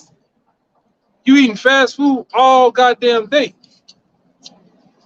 You know? You should be getting a well decent lawful meal, man. Look, go ahead. Look for mercy, right, from the Lord, but then you don't have no mercy on yourself, man. Jake be contradicting himself a lot, man. Jake be walking in reverse. You can say, who can do good if a man can't do good to himself? So, yeah, it will be envious evil to himself. Yeah. To whom will he do good, man? Jake hurt himself, right? But then look for help from the Lord. Like the Lord, like, nah, you working in reverse, my man. Yeah, you shouldn't. You're a man of the Lord. You shouldn't be fucking with McDonald's, man. You shouldn't be eating Chewies and red bags of Doritos and shit, man. Now, what we doing? Right, you know, and a lot of times, you know, it ain't gonna be, you know, over righteous. You know, brother, eat a chip, but that chip ain't. It's no life in that chip. You know, unless, you know, like I say, unless it has this is the amount of ingredients on it right here. Not a whole paragraph of Diromexic, Flastate. It got a name. That shit. You know, you gotta take all that shit into consideration. Now, you know, it's a lot of shit that we can't eat because of you know Esau doing. But hey, man, I'm gonna put forth my better foot towards it too, though. Yeah, you should be able to pronounce your food, Jake. If you're eating chemicals, diametric, poly, like what is that? Like what are you putting in your body, man? Some shit Esau made up. Then brother, hey brother, you don't want to eat that. No, brother, but you still, yeah, you still going for it to try to eat the shit. You know, justify itself. Ain't no pork in it, brother. It ain't not love. Is it expedient? There's chemicals in it though, man. Is it expedient? The chemical is how you know it's not pork. Esau just named some shit, yellow 5, red 7, blue 6. It's swine, man. Man, brother come to me and say, hey, brother, the orange juice got roach blood. I ain't drinking it no more. I ain't drinking it no more, man. I'm gonna believe the brother, man. Yeah, fuck it. But brother, It's about the. Nah, fuck all that, man. You know, Jake do that shit though, right? Where he try to be first in his own cause. Yeah. They say, but your brother come searching you out. There's a man that a brother that seemed just right in his own cause. But your brother search out, like, brother, it got red, it got, brother, we been eating it. I saw Apostle Tar eating. What are you talking about, brother? It's just, Jacob just say something like, man, Apostle just so, he ate it. What are you talking about, man? Jake had that Apostle Tahar said, you ain't up there in New York, brother. You know what I'm saying? You don't even understand what the Apostle said. Yeah. You taking on your own preconceived notion to what you trying to justify your the situation, man. Because I always say it is only a few brothers out there that's really eating right, man. All right? Even spiritually, you gotta eat from this buffet, man. On a spiritual note, you can't sit here. I'm gonna deal with the elders here, but then I'm gonna go watch a little bit of IUIC. That's a strange plate, man. That's strange food, man. I'm gonna watch Sakari. That's definitely some strange shit over there, man. I'm gonna go maybe Tazariak got the answers. I'm gonna go, nah, brother, you gotta eat from one place and one place only, man. Gonna upset your stomach. Yeah, it's gonna upset your stomach, mixing all that together. Your belly you can't eat ice cream and go eat a salad. All right. A salad with bacon on it. Yeah, it's true, man. Yeah, it'll be the other way, this way. Yeah, it's over there. That's like eating ice cream and guacamole together. You bound to tell some drones. Yeah. Yeah. On a hot sunny day too. You can't do it, man. You gotta eat right physically in the world, and you gotta eat right in this truth too, man. You can't dip and dab. You gotta become a full age. You can't go sit up here, I've been around 6 months in the truth, but I'm gonna go see what's going on with Islam. Nah, bro, you gotta grow up. Yeah. Cause that shit'll bug you out. I'm gonna go study the Nephilim, the Book of Enoch, Jasper, Anunnaki. Now you're gonna start saying giants. I saw a giant down there on Bourbon running on there. What are you talking about, man? Yeah. Ain't no giants. That wasn't giants. Jake tripping, bro. You gotta become a full age. It's a time and place to where you start dipping and dabbing at, but you gotta get rooted in the truth first, man. Deeply rooted. Because when you deal with some plants, you just do this. You just brush up against it. You knock the whole root, the stem, and everything out of it, man. Because it's freshly put in the ground. But what happens when those roots take place? Some of them roots run deep. They run wide, man. You gotta get rooted. Going back to the original lesson of being assured in the truth, understanding what you're into, man. But some dudes don't even understand that. They still battling with the white man. The white man is not, Yahweh Shah is not a white man. You know what I'm talking about? When you do, you know how Jake do? Jake put them hands together. Jesus pop in his mind. The white guy. You gotta erase that out your mind. You gotta look at him and I know for sure that the Most High is a dark skinned man. Yahweh Shah is a dark skinned man. What you got? It's like, yeah, when you try something new, you gotta keep on eating that same thing until you get used to the taste of it. Yeah. You know what I'm saying? Get used to your stomach. To where like now that's all you taste. You know what I'm saying? So it's the same thing with the word. Like you gotta get used to having to understand the word to where like, hey, even though you do like dipping down to other books, the word come to you first to come to you. It's like lifting weights. When you first start off lifting weights, it's hard to get into it because you got that what going against you? The resistance. It's uncomfortable. It's uncomfortable. The pain sets in. And then what happens once you start to conquer the pain, conquer the discipline of, I might have did 2 push-ups today. I'm going back tomorrow to do 2 more. And tomorrow I'm gonna do the next day I'm gonna do 3. After a while, all that shit, it's a second nature to you. The resistance ain't so much resistance no more. Now I went from 135 pounds to 225. 225, and I'm going up. That's how this word is, man. Coming out of the world, it's hard. It's hard giving up them Saturdays, man. Brothers know all the shit out there. But then when you steady disciplining yourself to do what? Fuck them. I'm going downtown. Fuck them. I'm going downtown. I'm going to class. I'm going to this, going to that. That shit becomes second nature. It happened to me. You giving up them Big Macs, the Golden Arch fries. I don't think about that shit no more, man. I don't think about pork chops, brother. I don't think about none of that shit. Women, all the women out in law, I get them back in the kingdom, man. Fuck it. You know? All the so-called, I get them back in the kingdom. I'm focused on this. What your boy said from Dead Presidents, I ain't worried about them people. I ain't worried about my daughter. People, I'm dealing with this right now, man. War right here. This is the war. I'm at war with myself. Get those urges and, hey man, we men. We men, man. Jake, hey man, even man, JB want to slay that ice cream, man. Fuck, I ain't lying. Jake be want to swing that thing. Jake want to shoot the club, a couple clubs up. And I ain't talking about, hey, I'm talking about boxes. All right, but you gotta control yourself with that.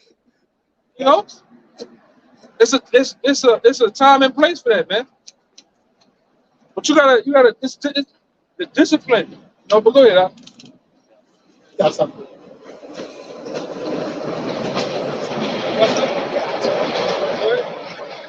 This is the book of Colossians, chapter 2, verse 6.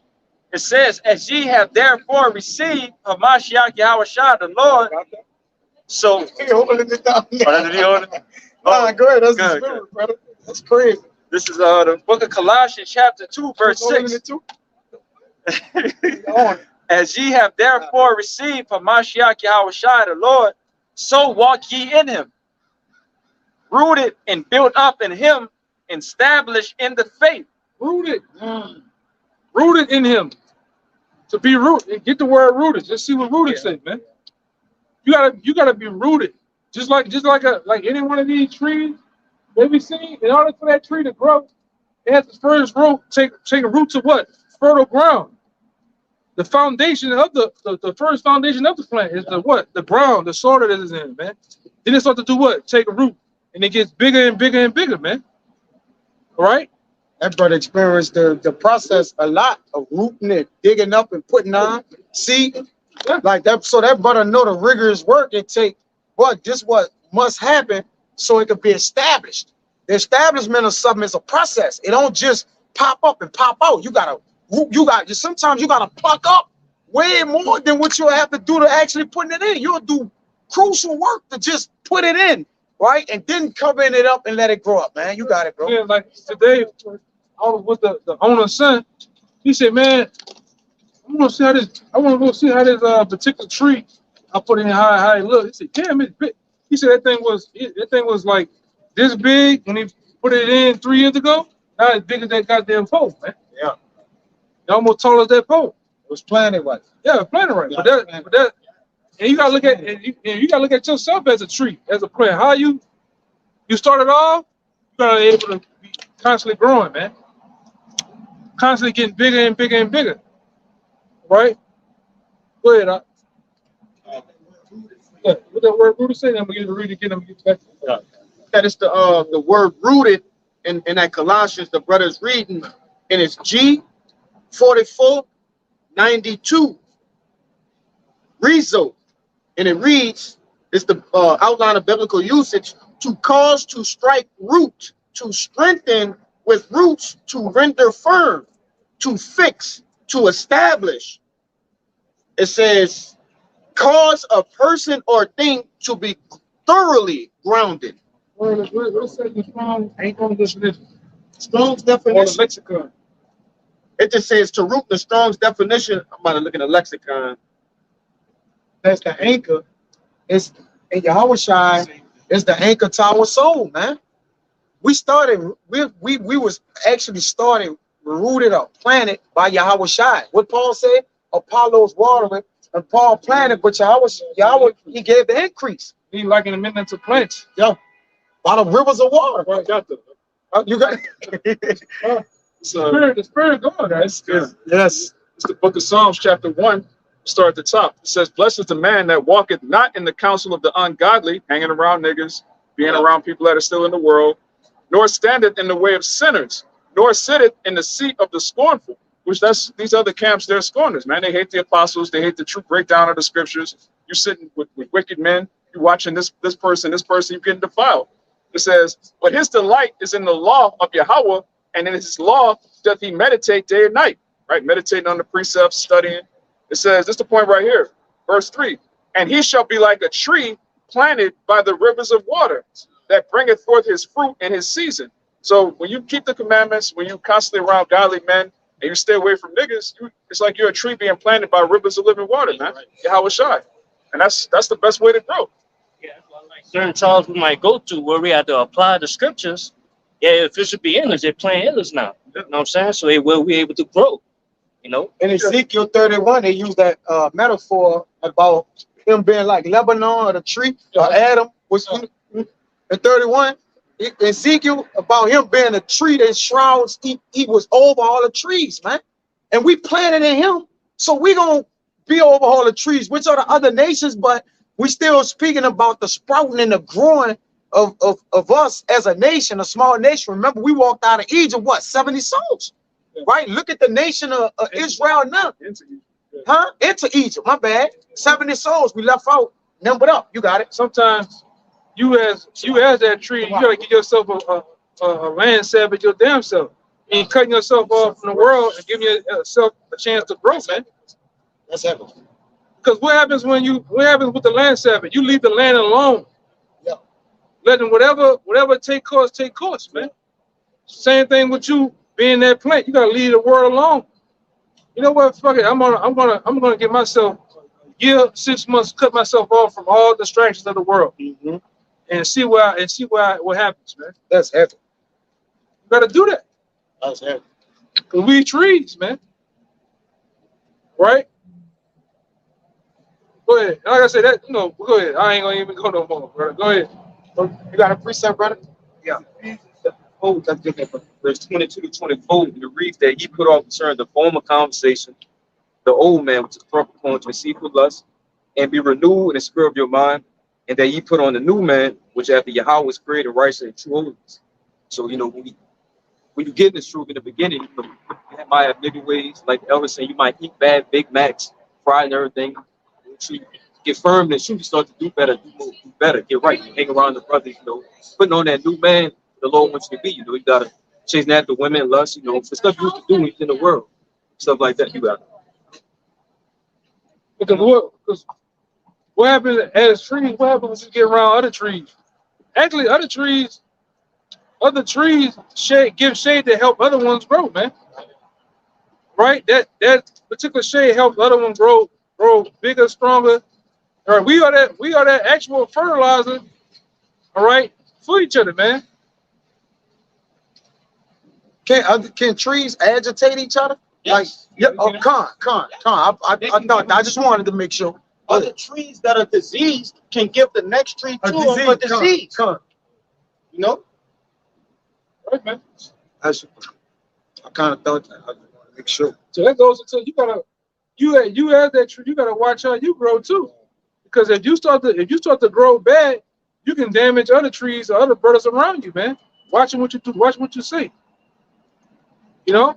The tree's got life in it. Yeah. So it's moving. Yeah, so there's a level of energy or negativity could be given unto you. Or like the brother said, it can agitate you or get you to what? Do something that's off. It's like the trees in the garden, man. What it did, it got the righteous man of Eve, all right, that serpent subtlety did that unto Eve, which brought the evilness into Adam, man. So those trees caused one other tree to go off, man. We them same servants in that vineyard working that garden. Yep, we was in it. You gotta watch how you do that, you know. We actually working that vineyard, man. Yep. So you gotta give a damn about everything around you. The vineyard, you gotta watch. What happens in the vineyard? You got other type of insects come in. You got other type of what you pull up. Those things you pull up. Weeds. Yeah, weeds. That's a lot. Yeah, weeds. All those things, man. Yep. Weeds would be like the snakes. Sit down. Yeah. Gotta break that fallow ground up. That's why you see when the oxen is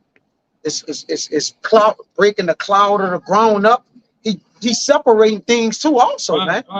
He's separating vines and different things so it could be a fertile ground, man. So where it gotta blossom. Man, this brother deal with this shit. We didn't deal with certain trees that got so many. I'm talking about vines so strong it's choking out the other plants and trees. You could then swing from them bitches like Tarzan. That shit Tarzan ain't been swinging from. But it chokes out other plants, man, to where it killing off shit. You know, you gotta watch, but you as the brothers in the camp, you gotta watch for shit like that. You gotta watch for things other. We didn't have some characters come out here, bro. We didn't have some characters come out. Like the brother said, you meet some of the most beautiful brothers in the truth. You meet some of the most. Really, you gotta look at them. They're the top grimiest guys in the world, man. To be a nigga in the world, you the top. You the top of the top, just like us. Whatever we was doing in the world, we was the top of that, and the Lord took us out of the world to bring us in here to be the top Israelites, man. All right? It is what it is. Shit, but a nigga in the truth, he top a nigga in the world, y'all. Yeah. Yeah. Fuck that. Cause he know me, he nigga. I learned all the breakdowns. It just became a super nigga. That nigga metamorphosed into a super nigga. Now he a nigga over the niggas in the world, man. Here, a nigga with precepts. He wants to be over. They know him. He wants to really. That guy wants to be over Yahweh Shai, because it's not his show. Yeah. It's not his show. That's why I say it's not about views. It's not about subscriptions. It's not about that, man. It's about Yahweh Shai. Give Yahweh Shai the glory, man. It's all as plain as day, man. I tell you that in John 3 and what 30, that we must decrease and Yahweh Shai must increase, man. So if we planning this and the Lord is supping with us, man, we by default increase Yahweh Shai, because what? We coming with what? Paul said, be ye followers of me, as I'm a follower of Yahweh Shai. So as we decreasing, right, or losing over here, we're gaining and winning the Lord, right? So it go hand in hand, man. Yahweh Shai got to increase and we must decrease. John 3. You got it, bro. Y'all got it. Go out here. Back up all the points y'all just made. This is John chapter 15. I'm going to start at 1. This is Yahweh Shai speaking. I am the true vine, and my Father is the husbandman. Come on. Every branch in me, hey, Yahweh by Hashem Yahweh Shai is doing us a favor. We're well. Every branch in me that beareth not fruit, he taketh away. And every branch that beareth fruit, he purgeth it, that it may bring forth more fruit. Now ye are clean through the word which I have spoken unto you. Abide in me, and I in you, as the branch cannot bear fruit of itself, except it abideth in the vine. No more can ye, except ye abide in me. Yeah, basically, Yahweh Shai is that planet, man.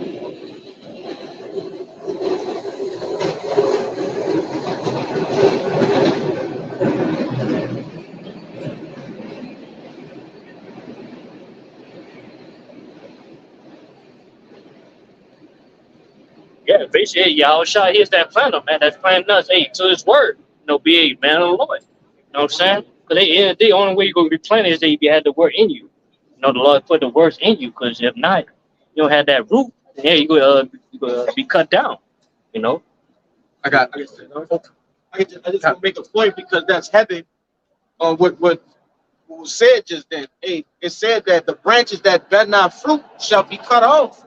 And one thing that me and that brother do at work is, pretty much, if you see a tree that's a branch that's damaged, you have to pluck that. You have to take that off, because the tree is steady giving energy to fix that problem when it's never going to be fixed. So it needs to be cut off to give the other branches the necessary energy to bring forth more fruit. So, hey, that's beautiful. That's beautiful right there. You just brought up. The point you made, how you have to take a land Sabbath for yourself from the things of the world. What did it just say? Hey, that's like a dead member of the body. Some men be dead and they dragging the weight of the body. You gotta cut ties with that man, because he's bringing forth nothing if it's dead. Yahweh Shai say the axe is at the tree, at the root of the tree. I'm gonna get it. tree that bears no fruit for 3 years. Yeah, the axe is added. Meaning what? It got to be hacked off, man. It ain't bearing nothing. So even though Yahweh gave it time to grow, he was like, look, we'll come back and see what it do. But then if it don't, the axe is at the tree, man. It got to be what? Cut off. It's dead weight. One of the things, you know, with men coming to truth, a lot of guys coming from the world, a lot of guys, like I brought up earlier, is stingy. Now, if you came in the truth and brother seen that you was stingy on year 5, year 6, year 7, you shouldn't still be stingy. Be stingy, brother. Yeah, like come on. You tell me you still on that type of time? Well, fuck it. Motherfucker ain't calling me. I ain't calling them. Motherfucker ain't like you shouldn't even be thinking like that, man. I got that precept. You shouldn't be thinking like that at year 6, year 7, year 8.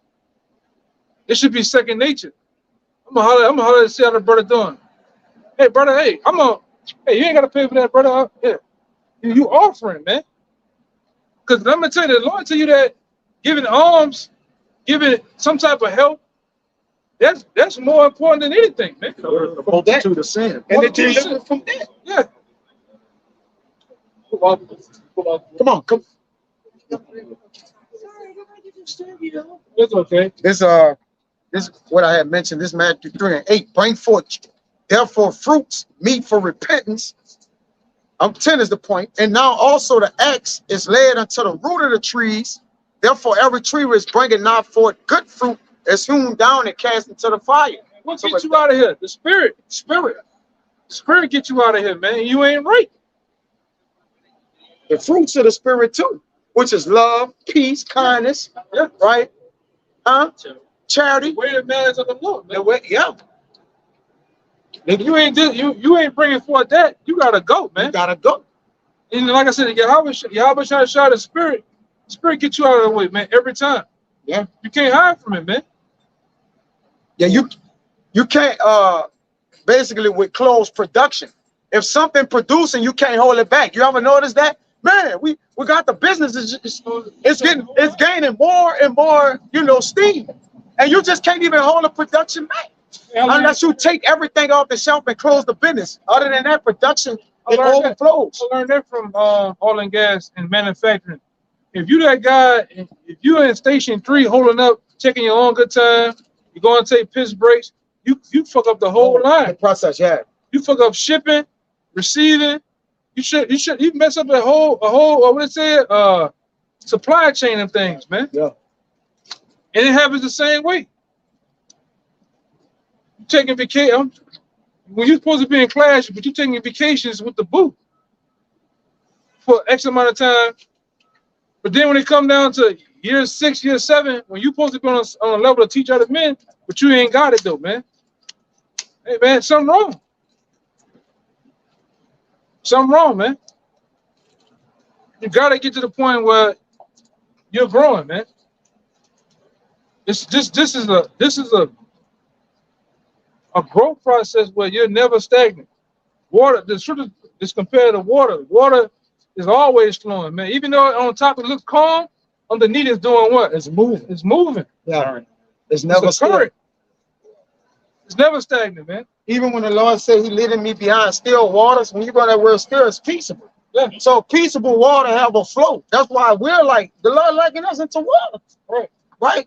We always moving. That's why it says in Acts 17 that in him we live, move, and have our being. Anything that's alive is moving. It got life, brother. Trees got life to it. It's moving. Them trees is moving. The atmosphere is moving, man. The atmosphere is alive. Like Jake said, the heavens is what is producing. Birds, the earth is alive. The land is growing.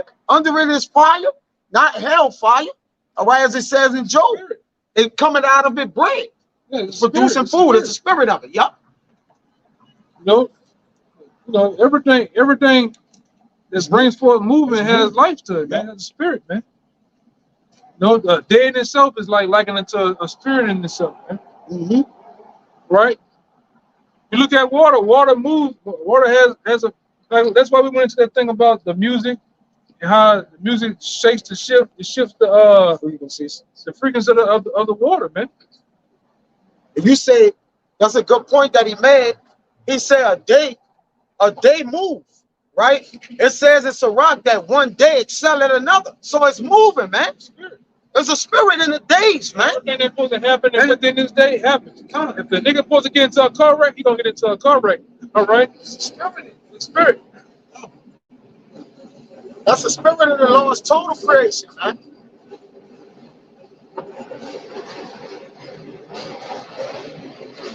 Everything happens in due time. Like we went into bad time. If it's on February, what it is, March the 2nd, 2024, if you supposed to come into the truth today, you're gonna come into the truth, man. And so how the Lord liking it, man. And you're gonna move and elevate and develop. You're gonna move, man. You can't get in here, like the brother said, and be like, okay, you come from that side to over here, and you be like, hey, I'm made, I'm good. Oh no, it's time to really level up now. I always tell Jake, come over. It's just not starting. You gotta just have a like, I'm just starting, I'm just getting at it spirit. And Jake, who a rookie, you got more drilling in as a rookie than anything, right? So if you keep a rookie mentality, man, you're gonna always play hard. All right, you're gonna always go hard. How hard a rookie going? He gotta establish himself. Right? So same in the truth. Treat every day like it's your first day. And that's the drilling of a rookie. Hey, I didn't see even at this one particular guy, like, you know how Jake be on their first day, there's one guy named Roach, he'll down there knock you down trying to pick up some shit. He gonna kill you, trying to kill you. I got it, you know, but he treating it like it's his first day. You know, on the first day you being watched, you know, like you know, how your attendance is and everything. You gotta keep that same energy though, man. You can't get to, because you got a lot of dudes, man, they get to year 7, year 8, now you can place it. You got the big head, like you're hey man, you're not a 35-year veteran, man. All right? Fuck you can't take off. You gotta go harder. Because every year it's like what that old video game is when you remember that video game with the airplane you're shooting all day? Galaga. You stage it to Galaga. At the end stage, you fight this big ass ship or monster. Hey man, we into that. My bad, I'm hitting the bird. But you gotta get to that stage. You gotta understand every year them demons are getting more powerful, more what the scripture says. There's more much heaviness, more sorrow. Much wisdom brings much much wisdom bringing forth much sorrow. So every year, every other couple of months, them demons are growing more, man. We good, right? You gotta understand there's stages, there's levels to this, man. Each year that you surpass, you got more heavier demons that are gonna take you. They're gonna be more powerful than stage 1, year 1. It's like, you know, going with the plane analogy. When a plane gets more vibrant and grows more fruit, more bugs and more weeds and things are attached to it to try to take it down and eat it. Yeah. It might start off at insects. You got rodents, you know, mammals. These things can cause serious damage. But I had a precept to back up what you were saying. It's the book of Sirach, chapter 7 and verse 15. It reads, "Hate not laborer's work, neither husbandry, which the Most High hath ordained." And is this not the husbandry, the laborer's work that the Lord hath ordained? And you say, hate it not, man. So, you know, take on this hard work, these tasks that the Lord has given us with good cheer. Okay? Hey, we got a reward for it coming. Lord willing, we amongst that reward. What you got? Double honor to the apostles, man, because look how they critique and groom their vineyard, which come through us. Then we took for it, got in the vineyard and did what? Come for a job. It shows that the different men that's on the level to where we come from, we sprung from that, they come forward. You brothers show you that we give a fuck. The way how we critique you brothers, or we detail oriented. Like you look at Apostle Hall, he's particular about things, man. Right, but when you look on the video, you see brothers when you got the vocabs and these different guys come up, they get demolished, man. But it shows you how the time brothers and put it into you brothers, man. The way y'all on the level, taking time out for breakdowns Lessons. Yeah. It shows you, man, the time that the apostles put into to different men, man. I'm gonna say it, man. The hell with it. These other camps ain't dealing with us on a level as far as this knowledge, man. It's night and day. It's straight up night and day when it comes to us as far as this knowledge, looking into different things, bringing forth information. And like I said, all praises to Yahweh Shem Shah, man. Double honors to the elders for that, man. The putting in, like I say, the different elders of these camps. Because like I said, when I watch videos of the LA camp, you can see that elder, all right, the head of that camp, you can tell he put time into those men, because how those men conduct themselves, right? How those men bring forth precepts and lessons and scriptures on the block, man. The brothers in Dallas, the brothers in Florida, all over, man. You know, the brother down in Atlanta. All right, it's a lot come with that, man. And then those men that's there, they get applied to having certain tasks and things they do. Then they grow in a way, and it brings forth you brothers, man. And everything has to be locked tight, strong too, man. So it's a process, man. Some guys don't trust it. We gotta trust the process, man. The process sometimes calls for what? Getting rebuked. Calls for what? Cut things off, man. Discipline. Another thing comes with this, and this comes from the brother Ariella. You gotta understand, being on that side. A lot of times you gotta want yourself to be vulnerable, man. And sometimes you get hurt being vulnerable. You put yourself out there, hey brother. You know, it is what it is, man. But go ahead. Man, hard is vulnerability. But like he said, the elders and apostles taught men, the men under them, the 07 branch, and then the men under them 10 years later. Then you get down to us men, and then the men after us. So this is the process in which nobody left nobody behind must also continue with you. You can't lead like, I got it, I can fall back now. Like, nah, that's not the spirit of the Lord. This is Rock 24 and 34. You got it. You got to put yourself in a place. I must get this right now. Every scripture, every breakdown, understanding. It got to be, because you got to understand. I don't want to say this, but let's say the next umpteen years, however it may go down, you got to be able to teach and teach men also. Teach men also, man. I got that. Imagine if you right now just bullshit, not getting it. Yeah. Let's say hypothetically, 5, 10 years from now, you can't do nothing for them. You can't do nothing. Well, teaching them, man. You know? We gotta be able to get this, man.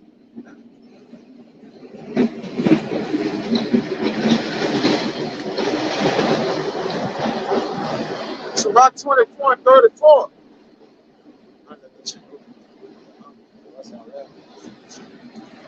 It says, behold, that I have not labored for myself only, but for all them that seek wisdom. Yeah, you want to say something else? Yeah. So in Sirach, he's saying, look, we ain't labor for ourselves only, right?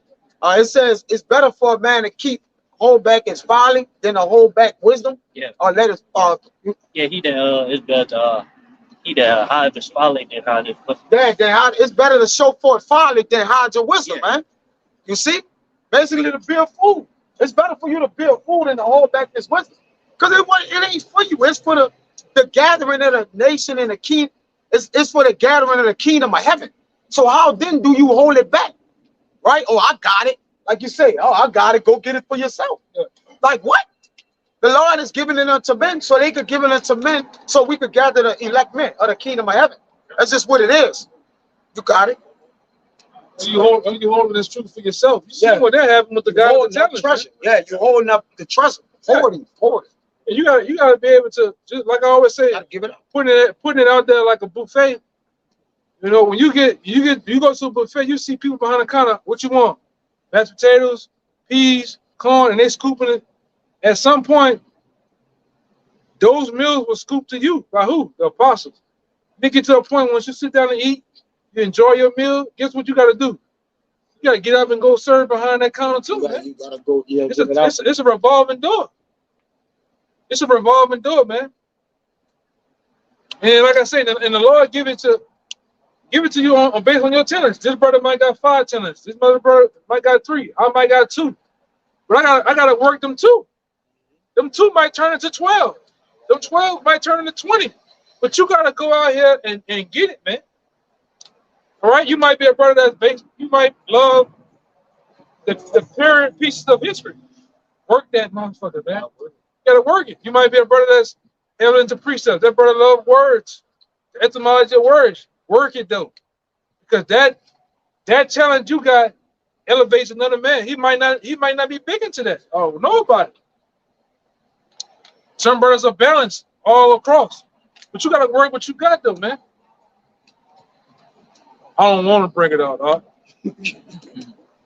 Brother, you gotta. I don't want to bring it out. You gotta get out there, man. You gotta take the bull by the horns. And like I said, that first time in that particular seat on that altar, brother, yes, it makes your heart beat fast. That shit nervous. But you gotta get out there though, man. You gotta get out there. Go ahead. If I can add to what the brother saying, if the Lord gave you this oil, you got it? It's the 21. Yeah. Oh, it's like, If the Lord gave you this oil, it's your job to empty out all you got. In Zechariah, read it. this is the book of Proverbs, chapter 21, verse 20. It says, there is treasure to be desired in oil in the dwelling of the wise, Yeah. but a foolish man spendeth it up. So that's oil. The Lord giving us an infinite amount of oil in these scriptures. All right, we're getting this wisdom and knowledge and all the knowledge this brother got. We got that we've gotten of the Lord and for the Lord. All right, it's our duty to produce that oil at what rate the Lord give us it according to our spirits. In Zechariah 4, it says the 2 olive trees that empty the oil out of themselves, man. This the oil of the Lord. All right, it says let your head lack no oil or no ointment, man, and keep your garments white. This part of teaching and preaching in the word, man. All right, this is part of this letting this oil. The 5 foolish virgins, they kept their oil. All right, but when you got oil, you got to give it out, bro. This ain't for you. It ain't for you. We're borrowing what the Lord gave us, man. All right. It says in Proverbs 11 that you gather up. You got to basically give off all you gather up. Get that in Proverbs 11. I believe it's 11 and maybe 25 or something like that. 24. A man that gather it all, he lose everything. He ain't leave nothing left behind. And anyway, it's everything you learn. It's for to give it out. It's you learned it. The Lord gave it to you. So it says a man can receive nothing except it be given him from the heavens. So if you got it from the heavens, you got to give it to the men and earth. What are we doing here? Go ahead. Got it? Yeah, right there. Yeah. Hold on. Let me get this right quick. Yep. 25. Yep. 24. This is Proverbs. My favorites. Go ahead. Proverbs 11 and 24. Go ahead. It says, there is that scattereth and yet increaseth. Right. How can you scatter and increase? When you scatter, you're diminishing out or you're letting go. So there's no way to scatter something and increase. All right, except we give out the word and then the fruit of the Lord is increased. This is how you bring the men of the body out. If we weren't teaching the word maybe here in New Orleans, then this brother might have never heard it. Even though he may have heard it from somewhere else, but just generalizing it, he may be like, well, ain't no camp here. I could just have the word and teach at my house to my grandma and my little nephews. What are you talking about? You got to go to the water gate. You got to go and present yourself and make your body. You got to go and tell the people. All right? In the what? In the congregation, in the marketplace, man, in the agora. You can't hide in the house or in your own favorite place and teach this, man. Go ahead. Even the example of our biblics, like being like, if you just hold it all the they had to himself, none of us would never have this wisdom and knowledge. That's a good point. What if our biblics is like, man, I ain't going to tell them the Lord coming, or I ain't. Hey, the hell with Israel, right? Or join, the speaker that the Lord is coming, man. Elijah coming back, you know, through reincarnations of warning and getting our people woke, all right, for the waking up. Okay, we was woke up by other men. Remember that. It wasn't of you. The truth said it's not of you, but it's of the Lord. But go ahead, brother. It says, Proverbs 11 and 24, it says, there is that scattereth and yet increaseth. Come on. And there is that withholdeth more than is meet, but it tended to poverty. So when you get a talent and you withholding this knowledge and wisdom, it's going to tend to poverty, man. All right? Jake's scared to bring his talents to the forefront. And you can't tell yourself what you're going to be in the house of the Lord. Hey, man, I'm just a helper. Hey, bro, you can't, ain't no, when we came up here, I ain't know what I was going to be. I just came out here on a limb, brother. Like, man, look, I got the word. I'm just about to go start talking, man. And, let everything come to what? Let every chip fall where it may. I ain't never knew what I was going to ever be for the Lord. When the Spirit of the Lord got on me, brother, I just started talking, brother. I couldn't keep myself, right? And then the Lord, you know, get you start to learn order. You start to deal and know, okay, this is how you serve me, right? You start to get amongst men who know how to serve the Lord, that went through the same experience you did, and then he start to teach you order. Like, hey, man, we know you love the Lord, but hey, bro, you can't do that like this. You got to do it like this. This is what thus says the Lord, man. Go ahead, brother. Verse 25, it says, the liberal soul should be made fat. The liberal, all right? To liberate or to make free, all right? You got to make this thing free. Go ahead, brother. The liberal soul shall be made fat. Come on. And he that watereth shall be watered also himself. So if you ain't watering, you're not going to be watered. Jake, when I ain't growing, bro, well, you not watering. Like, if you watering the Lord by default, he's a man of balance. The Lord said this, I'm going to balance you out and let you water too. Like, if you're watering, I'm going to give you water, right? You get what you put out. You're going to get what you put out. You need more water to continue to water. Yeah, because you're giving the water out, right? And that's why he said drink water out down on cisterns, because the only way to keep that fountain of living waters, which is in us, is the what? Give it back to those who can reverse the water back, man. Because you men on the outside that's getting it, right? Y'all keeping us thirsty, right? And get Proverbs 25 and 25. Baba Gashon, let's on a fast, all right? Because that water, which we like recycled water. And that's what water does. It recycles. You ever notice there's an infinite amount of water? It recycling itself. Water don't run out, brother. It comes down and go back up, man, but it's the same water.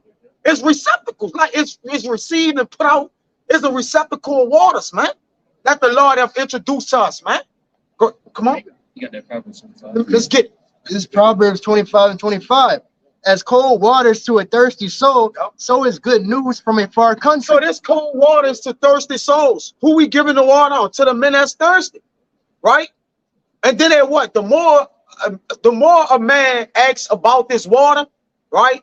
That shows you the thirstiness in which he want to get watered, where when he want to get watered, and that's going to make you have to water. We at the pastors, we don't get tired of answering questions about the Lord. Brother, call me up. Hey, what's this? I got to explain to him my belief.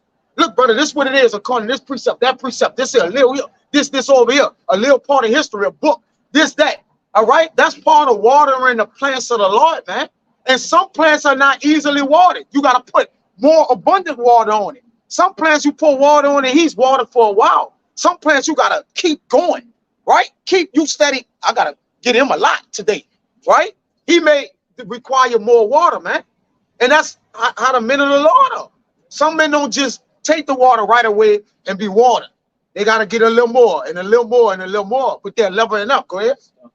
This is Proverbs 20. It's like Proverbs 11 and 20. You got it. 26. He that withholdeth corn, the people shall curse him. Right. He that withholdeth corn, the people shall curse him. All right. Go ahead. But blessing shall be upon the head of him that selleth. Blessings is on him the head that's selling it, man. It's the corn. All right. If you don't sell this corn, you give it out, all right? You don't give this corn out accordingly and sell it the way you're supposed to sell it, meaning what? Giving this wisdom, knowledge, and understanding to other men that need it, okay? Then the people gonna curse you. You're gonna be a cursed thing. And the Lord gonna allow those people to curse you, man. Or curse you. Go ahead, brother. No, They got one more? One more verse. They got one more verse, right? It says everything that you just said. Come He on. that diligently seek, so like he that diligently seeketh good, procureth favor. But he that seeketh mischief, it shall come unto him. Right. So read it again, Salaki, brother. Proverbs 11:27. He that diligently seeketh good. Right. So what's the seeking of this good? This is the work of the Lord in order introducing you to what? Like you're introducing yourself to what? I want to get and know the Lord more and more. All right. Only the Lord is good. So the more you seek this, you're seeking the good one. Yep. This is how you find good, or you procure the favor of good. It's to seek for good. Right? That's it. Go ahead, brother. It says, he that diligently seeketh good, procureth favor. He procured favor, meaning what? He bring unto him favor. We seek good. So the Lord give us favor in things, maybe jobs or whatever, whatever it is we may need, but ultimately fruits of the spirit, faith, patience, brotherly love. The Lord start to give you that.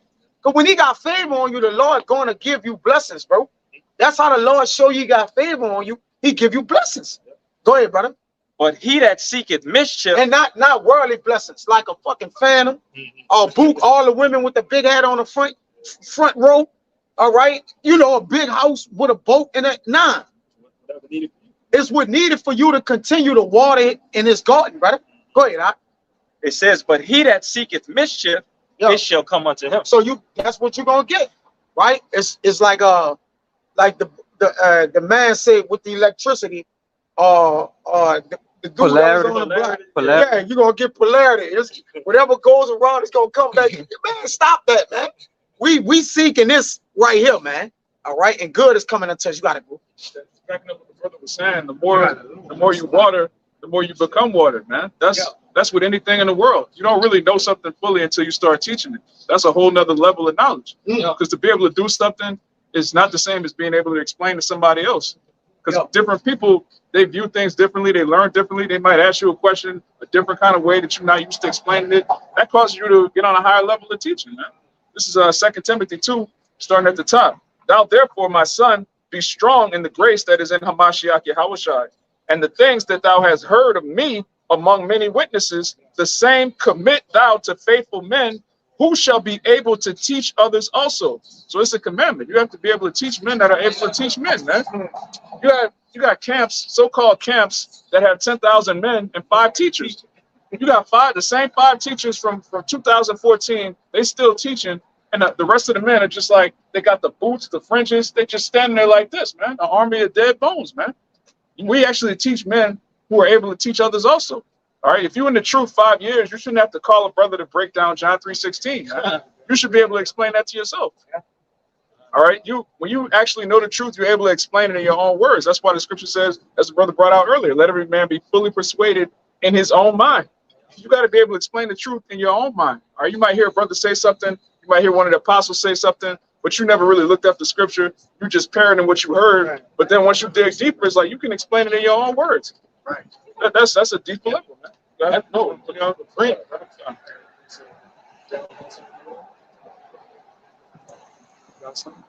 Hey, you've got that instance of what that Ethiopian eunuch in Philip. Yeah, perfect example right there. When this precept, when you read this precept, you gotta, the first thought that comes to your mind, how would I react to this situation?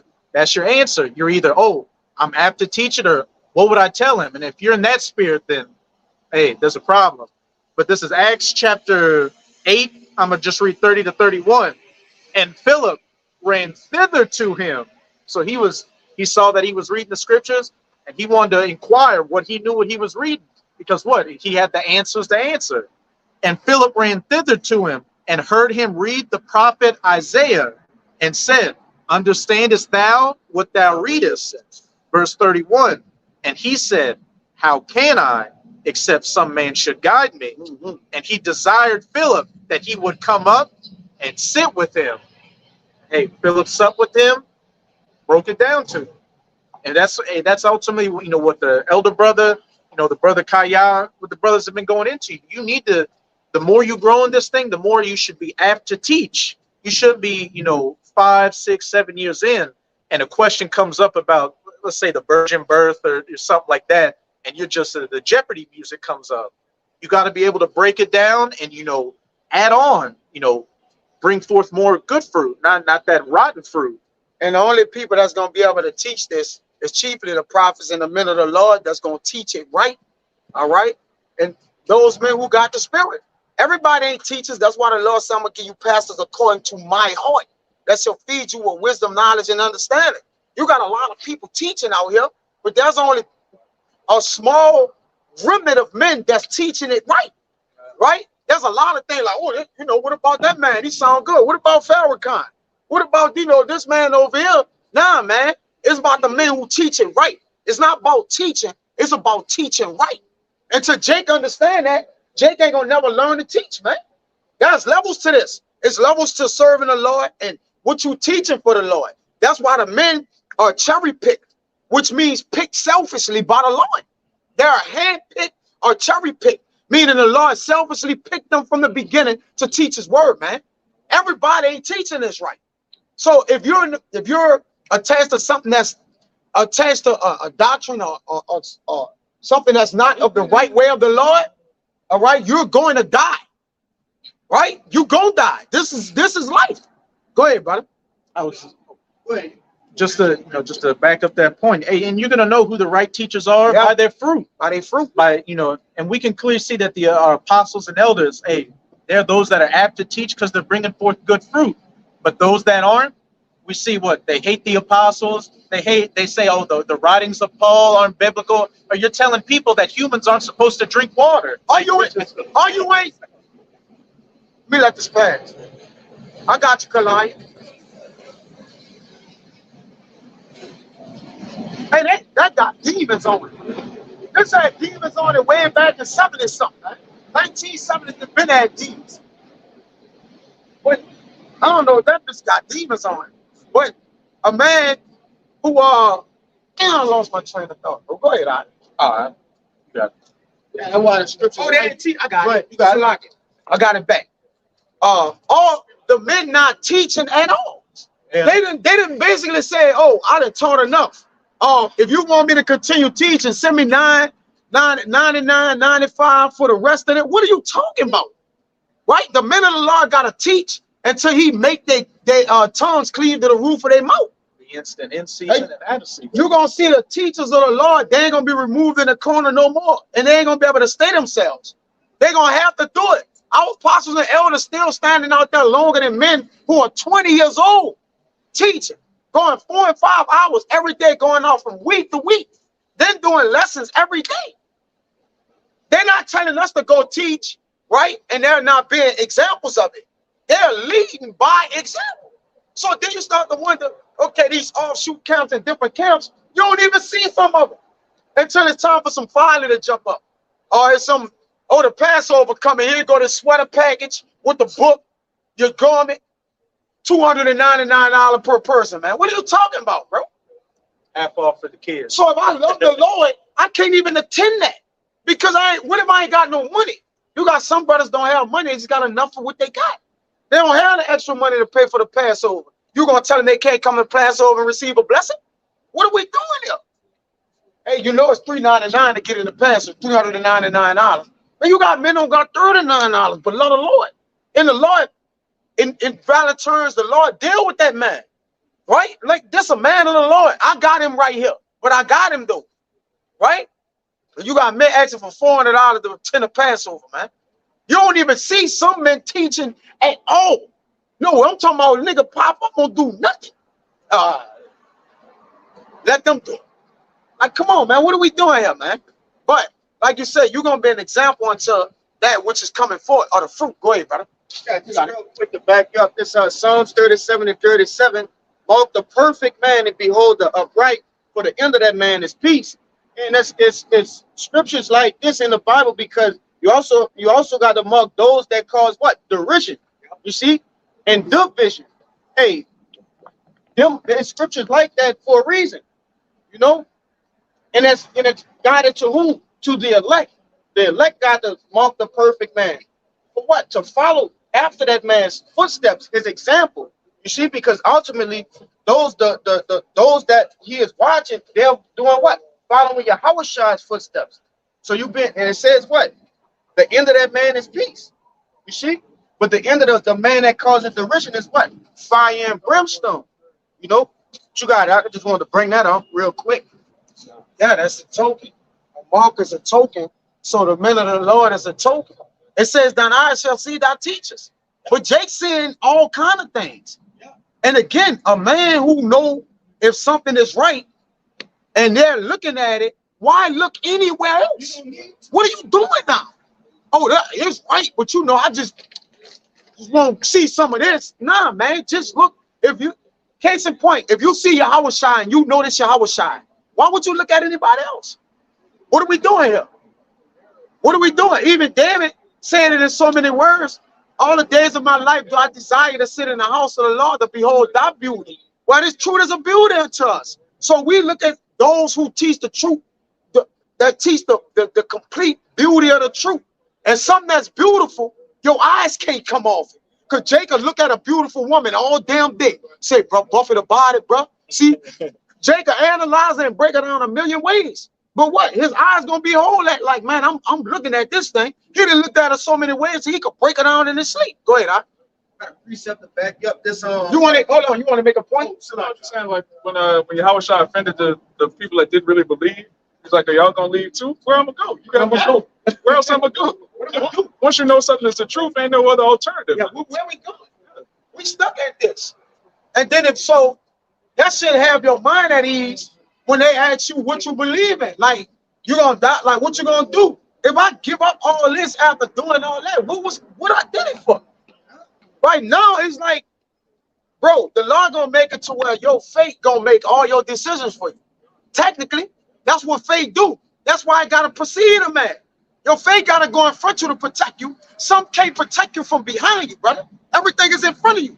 Oh, Jay gotta understand that, man. Go ahead, huh? That got It's the book of Proverbs chapter.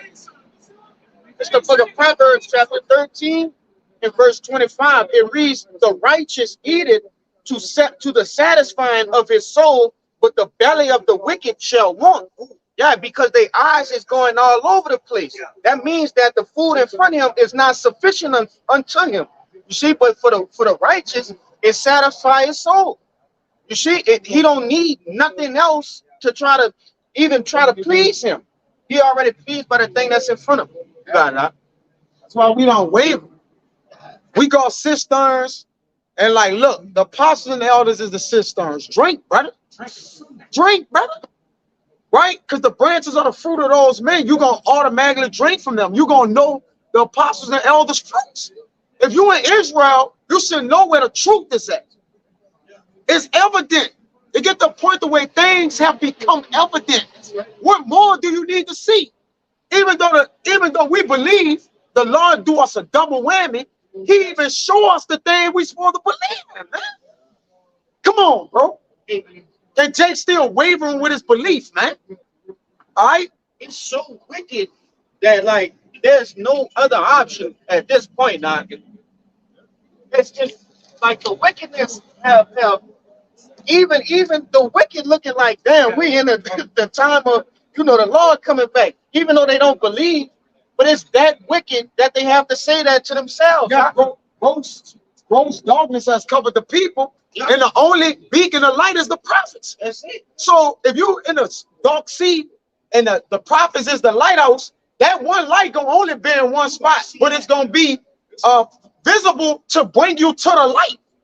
The ships in the ancient time they only followed the lighthouse light. They didn't have a compass or direction. They found where they needed to go according to what was stationed, man. And if the light ain't hitting you going out the way, if that light getting dimmer and dimmer and dimmer, you're what? You're fading away. All right, you're fading away from what you're supposed to be to. And that's what Jay do. Jay going to these other philosophies and doctrines, and it darken, it alienate their minds, man. Jake is still a Gentile in 2024. What are you doing, Jake? Jake's still black in 2024. Jake's still a Christian or Baptist in 2024. Man, we Israelites, man. What are you talking about? Jake ready to vote for Trump in 2024. You done been completely alienated from your citizenship, which is in Israel, man. You're an Israelite, man. Ain't God love you, dummy? Go ahead. And only you. Come on. The book of Isaiah, chapter 6, Jake be being a stupid dummy, verse 1. Arise, shine, for thy light is come, and the glory of Yahweh is risen upon thee. For behold, the darkness shall cover the earth, and gross darkness the people, but Yahweh shall arise upon thee, and his glory shall be seen upon thee, and the Gentiles shall come to thy light. That's plain, man. Yeah, so Yahweh shines that light. He's the light shining in the dark. You got that? Yeah. It's the book of John, chapter 12, verse 46.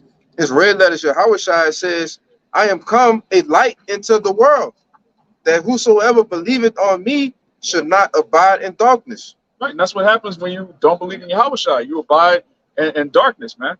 This world, all the philosophies of this world lead back to what? Idolatry, simping, adultery, and just stupidity, man.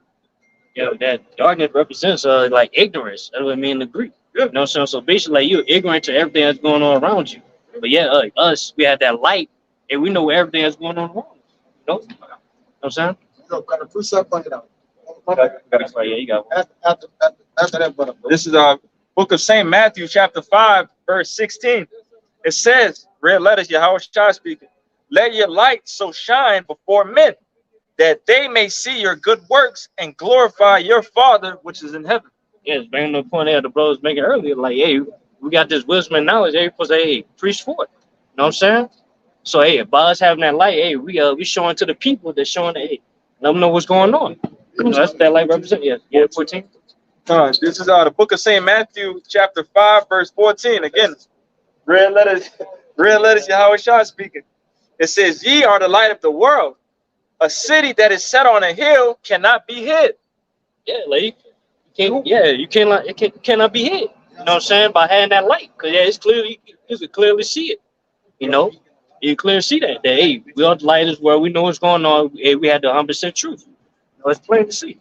Verse 15, it says, neither do men light a candle and put it under a bushel, but on a candlestick, and it can give it light unto all that are in the house. Yeah, like if you got like a beautiful light, like say like, you know how Jake be having like all those Christmas lights, beautiful like Christmas lights and all that shit. They want to show it off to everybody. They want to show it to the whole block. So saying, put a cover over that shit. We just talking. What's the point of the lights on the inside?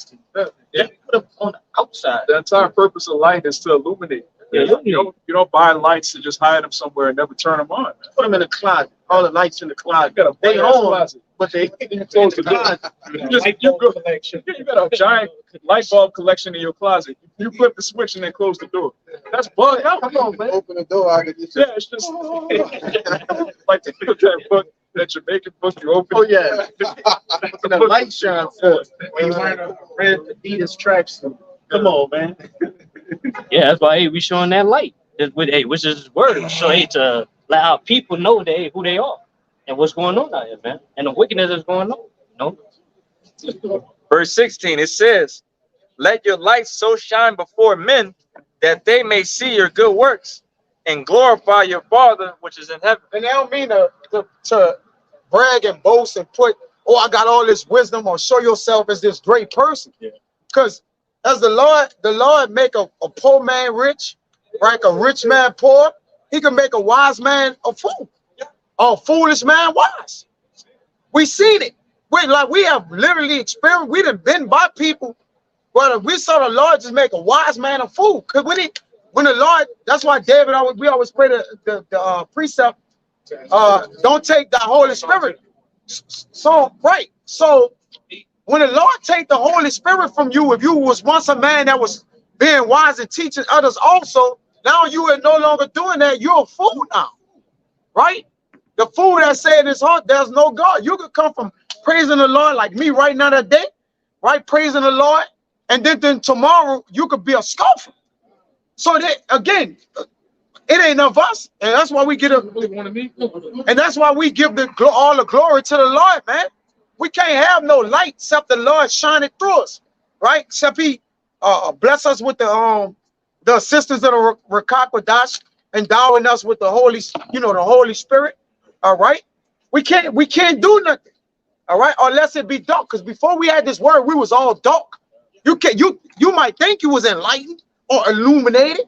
Man, I was in these books. Like you bought through the books on the book of the third generation of Adam and Eve after they survived the attack from Satan, like the sun. What are you talking? What are these books?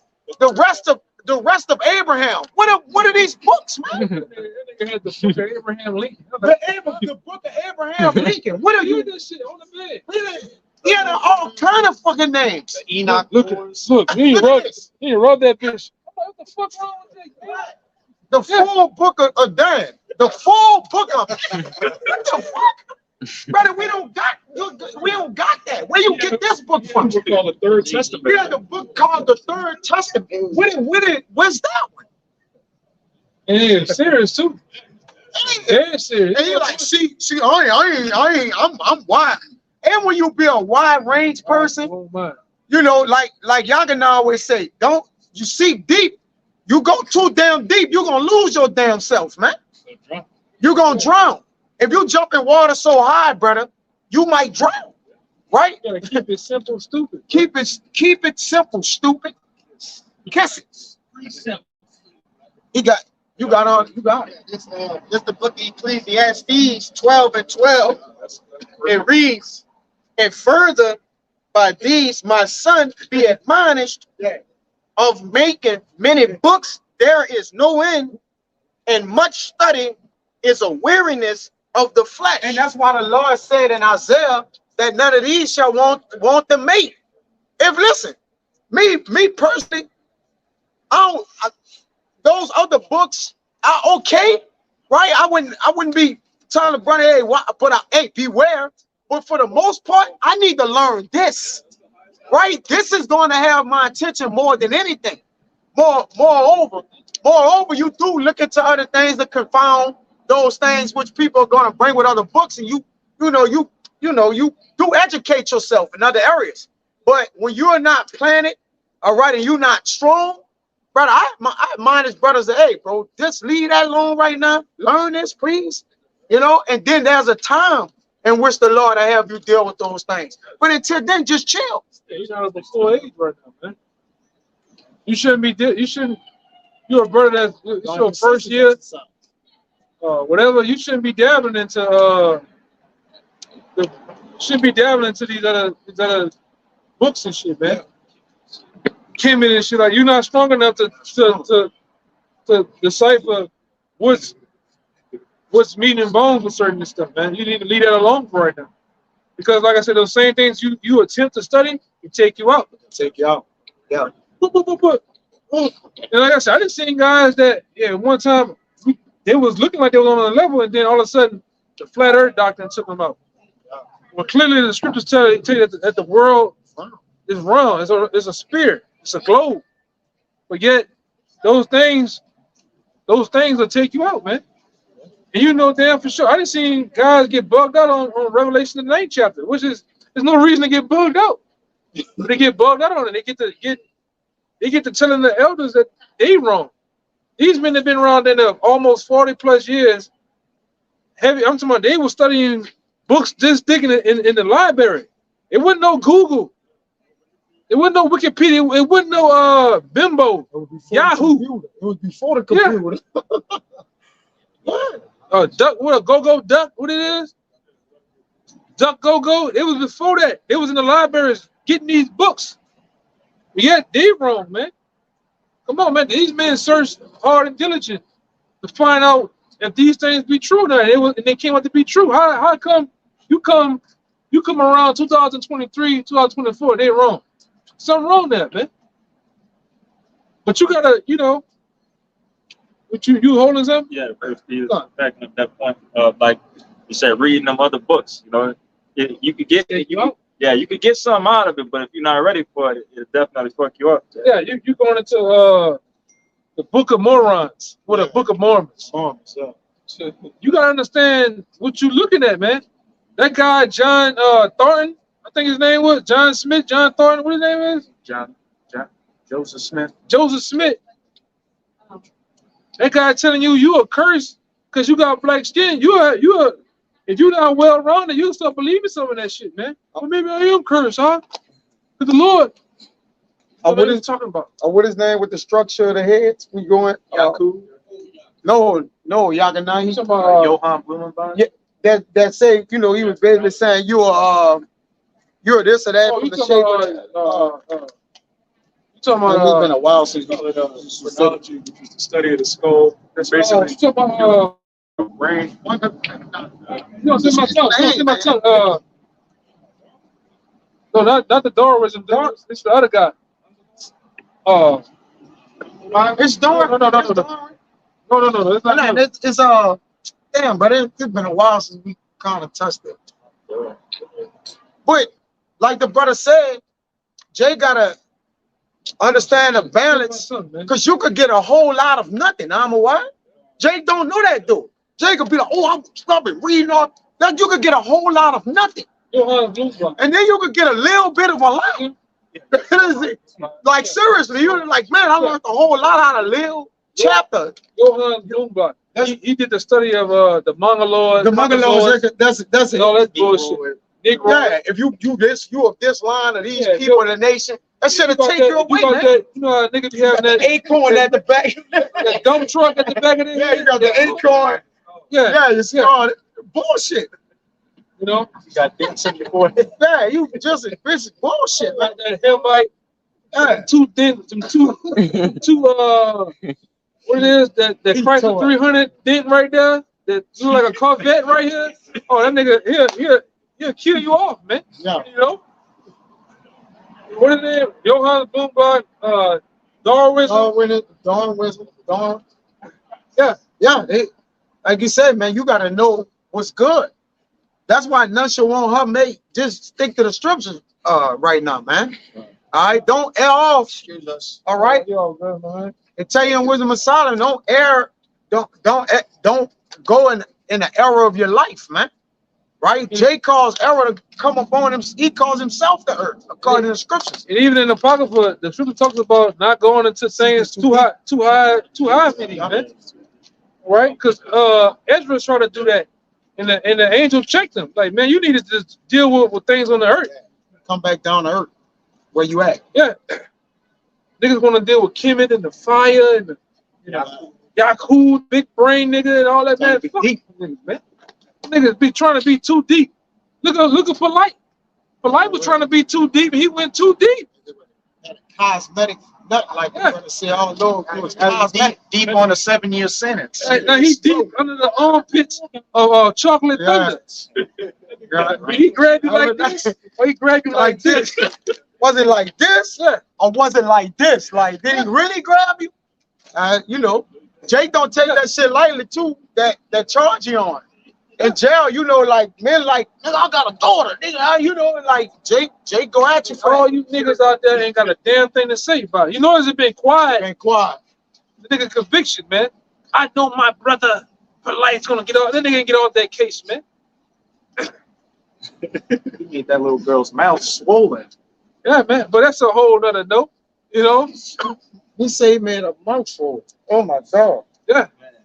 I wonder if he using them big words in jail to them niggas who got all small words. Well, I won't see him do that in there. He gonna offend everybody. Yeah, Oswald Bates, the vernacular of the syllacular can't find vernacular to reacular.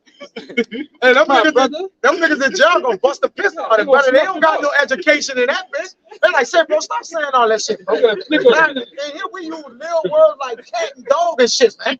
We on a low vibration in here. They gonna say that nigga think everything. Like, man, nigga think, man, what the fuck out here, man? For real. They on a low vibration and then you gotta use words like cat and dog in there, nigga. Yeah, I want to see you use that shit with them Zopan, with them wild Haitians down there in Florida. You know, the New York niggas, man. You ain't gonna survive in there. Uneducated niggas. Yeah. Use them highly educated word with some uneducated niggas. See where they're gonna beat the piss out. They're gonna throw you to the fires of heaven, man. Sit for life. Hey. Sit for life, bro. Yeah. What the vernacular, man? What the shit out here, man? Say for light you playing. But now, the gods of the pyramids, them niggas couldn't save you, man. Oh, real. He said the gods of the pyramids couldn't save you. Couldn't save you, man. All right? Yeah, the afterlife, the gods of the afterlife. Yeah, all of them Horus, them niggas, they should have better told the judge, move out the way. Yep. But they didn't, man. You know? Horus, what the other nigga name is? No, that's something. Horus, Osiris, Isis. Hey, none of them. Hey, when it was, it should have been in the. It should have been in the. It should have been on the side of the judge. Yeah, it should have been in the crowd. Or it should have come testify for you, man. Yeah, it should have came with the collars buttoned up to. Yeah, that snake with a suit on. That snake, that cat. That long shit. Yeah. Niggas came for you, man. Don't forget about the nigga with the with the long shit. The scorpion kid. Yeah, with the falcon head. a whole nigga with a falcon for a head. He's just standing in the court. Y'all say something? No, that ain't gonna work. Yeah, just call the fucking judge judgment off all day. That's my people coming. That's my people. Yeah. Where them niggas at though, man? Nigga, he got a man body and an animal body. It should have been coming out the womb. All plaintiffs and defendants over here. Niggas went there for you, man. 72 P9 should have been on your boots. Only not to slide it. That nigga ain't show up, man. That nigga ain't show up. Seti, with the Seti, General Seti, y'all. Yeah. Yeah, it was nowhere to be found, man. Nobody supported him. That nigga just went down alone, right? all the 20 wives with the Afro sisters. Yeah, when was they? Man. Nobody came to court for the nigga. You a predator, man. Yeah. And like I said, the Lord gave your whole docket number was 144. The years you got, all that shit, man. The Lord put you away, man. Proud ass nigga. But always them niggas that always, you know, you ever watch Law and Order? They be the nigga that be helping kids, but he praying on the kids, man. You know, same one talking about the rape issue and wound up raping. You know? Yeah. Wind up doing it. Yeah. Hey. Just like you saw that video of him shooting the Bible up, now he might be in the cell read that bitch, doctor. The same Bible he shot, he probably ended up reading it up. And the Lord was right, man. This is real. What up, huh? What, man? What's going on? I ain't killing. What's going on, baby? I'm the best with you, brother. With that same Bible he shot up, y'all, now you might be reading. Yeah. In the cell, right now we speak, not like really, like if you logically thinking, that same Bible he put holes in with that rifle, he probably reading that same Bible in jail right now. Yeah, man, but at the end of the day, man, the Lord ain't dealing with niggas like that, man. The Lord gonna make plenty more examples out of you niggas, man. All right, that's a nigga, a big lip, coconut looking nigga, man. All right. And like I said, I don't like you. Okay. That's why I said the Lord gonna deal with you, all you fucking scoffers. All right, all you niggas that came up against the apostles, the men of the Lord, where it is on record or off the record, being in we our daily life in the world, you came up against men of the Lord that done shit. There's a lot going on out here. There's a lot going on out here. I'm gonna say this too for the elder. Hey, the elder brother say he don't like you. We by default, we don't like you either. All of us.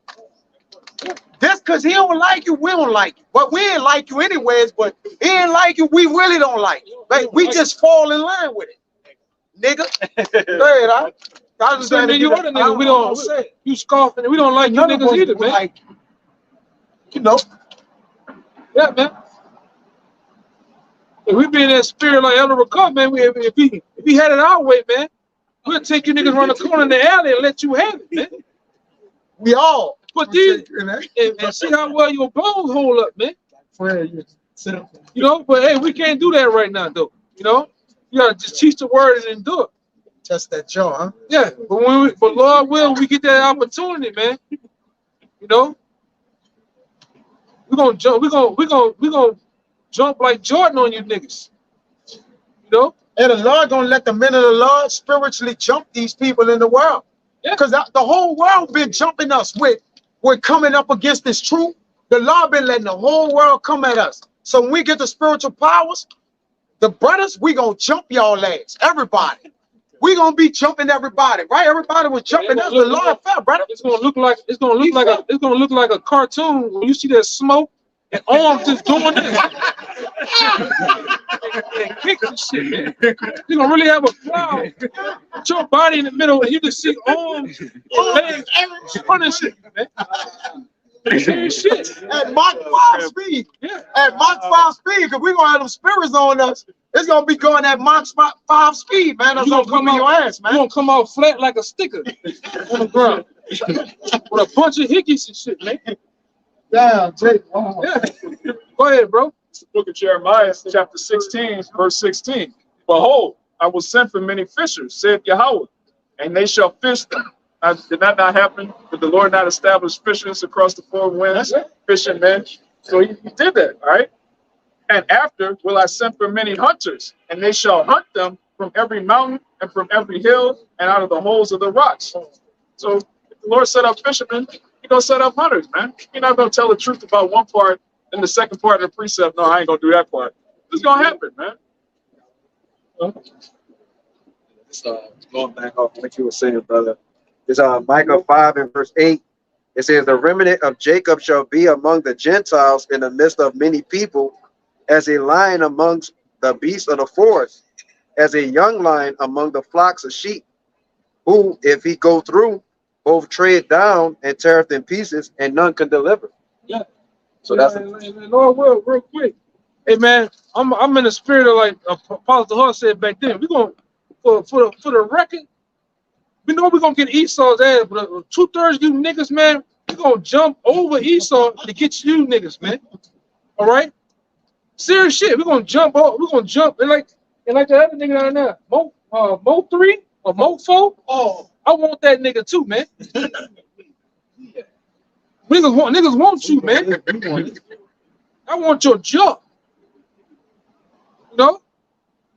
He might just whoop a nigga like that, like your boy, you know, had that jawbone. Samson. We might just do that with the Bible, man. Just break a lot of you niggas up with a metal Bible, man. A steel Bible. Even with the word living. Yeah. Yeah, with the book. Yeah. We're gonna spiritually jump them. Yeah. We're gonna spiritually jump we're gonna jump the whole world. Yeah. Everybody bust your hand to the white meat, man. Yeah. Bust your stomach. Yeah. to the white meat. For real. For real, brother. That's an inside joke. Oh man, brother. Brother in the live, brother. Oh my God. Yeah, man. Take some of That's an inside. Like this is talking about something else, but as it says in 2nd Esdras 15, and blood shall be from the sword unto the belly. Yeah, man. The Lord gonna let us cut loose out here like that angel cut loose when David did the census. We're gonna cut loose out here, man. You know, and we're gonna be a terror unto Babylon too, man. The Lord really let his men. I mean, really let us go, man. We're gonna go. Sharp threshing instrument. Yeah, I want in the kingdom, and you better have the same mindset. I want to have my hands on everything that get killed in the kingdom, brother. Meaning, I won't be a part of that. Saying I had my hands involved in that, man. Yeah, that one's for me. Man. Yeah, that one. You don't want to put your hands on everything.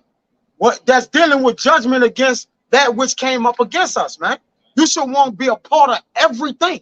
You should want to miss nothing, man. You got to say that's a righteous thing. That's a righteous thing to recompense them that trouble. That's a righteous thing. The whole world troubled us. Yeah. You want them Hamites? Oh my Lord! Do you want me to kill him? I got him. Kill you. Give it him. They're gonna do one of them trots like you know how your boy Troy did that trot. He did a Euro step. Euro. Yes. You put some shit this long through that boy's shit to the other side of him, man. And see, man, there's gonna be a lot of righteous kills in the kingdom, man. I'm talking about ancient kills. Like I say all the time, when you get up on them, hey man, it's something about that cold steel, man. You get up on a nigga, you really do him something nasty. You look at him, you see that the eyes had that pigment, and then you start to see that Krispy Kreme glare in his eyes, man. I mean, his soul gone. You know, you lift him up. You look at him while you lifting him, man. Yeah. As it said, Habakkuk, dirt come out of him, man. You know what that dirt is, right? I will have a message for it. As it says, Habakkuk, his soul that is lifted up, it ain't right in him. We gonna lift him in the kingdom, man. Yeah, that boy fudging his pants. I mean, that dirt come out of him, man. That's in the scriptures. That's scripture, man. So we're gonna go to that. We're gonna go to that, man. You know? It is what it is. In the kingdom, like the elder said, we gonna only kill in the kingdom. Because the kill is right, it's a righteous death. We ain't gonna murder nothing. Because all our killing gonna be justified. Over here, men murder. So it's what? It's done unrighteously. Murder and killing is two different things, man. When you kill something, it's just. All right? When you murder, it's unjust, man. It's the result of the judgment. Is it? In the kingdom, that's going to be the result of the judgment. Of the murder. Of the people who murdered. Like Esau was murderers. They all doing everything unjustly. When in the kingdom, we're going to do it according to justice. We're going to be justified. Scripture say in James, we're gonna show no mercy to those who have shown no mercy. That's right. Somebody ain't shown no mercy, man. All right, it's a continual attack on the mind, body, and soul of men. All right, they attack your mind through the TV, through the school system. So it's an attack. Right now, it's cloudy right now. It's foggy, my bad. It's foggy right now. You best believe they flying on planes with that barium and aluminum right now as we speak. You go right down to the store and get you some chicken. You best believe that chicken is all juiced up, man. All right? You go get something to drink, you best believe if it's red, it got red 40 in it, man. It's color. You know, it's all type of additives and things of that nature. It's a continual attack on your mind, soul, spirit, you name it, man. I got that for you. Yeah, you get like the verse say, you put your clothes on, you get attacked, man. Because this devil knows that cotton has a positive frequency, polyester, these different plastics. It cuts the frequency off in your body, man. You wear shoes. These shoes, you ain't supposed to wear shoes, man, like talking about it. You're supposed to have a constant grounding with the earth, man. The earth is a continual current to our body. Trees give forth a current, man. You know, and this devil knows that. So he tries to cut you off. And I think one of the brothers broke it down one time, thinking a particular year, 1950, something like that. He changed the hertz of the frequency of music and different things like that, man. He turned it up a little bit. Yeah. Yeah, the elder. Yeah, which is true. Which is true. Oh, that's to throw off every goddamn thing, man. Right? This man is a damn devil, man. Right? His women too. His goddamn women too. He walk around with the Columbia jacket on. I don't know what the fuck we talking about. We talking about your ass, man. Damn devil, little devil. Yeah, he's a little devil. Yeah, little devils, big devils. Little Caesar. Yeah, he's still a damn devil though, man. I don't know how that happened. You know how that goddamn happened through a rape, robbery, murder. You devils and pillage. They didn't put their hands in every fucking thing, man. Who would think to change the hertz of? Who thinks of that type of shit, man? Frequency of the vibration of That's the spirit of madman. What are you doing? You being a demon. God damn, brother. Yeah.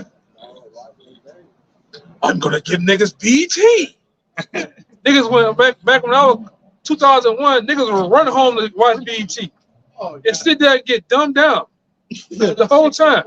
That's all they knew. Watching T-Pain, video. Look at this. All day, man. Yeah. Nigga sick, man. Watching R. Kelly and Hope on TV, it just dumbing you down, man. This is a fucking hard. Y'all remember them days?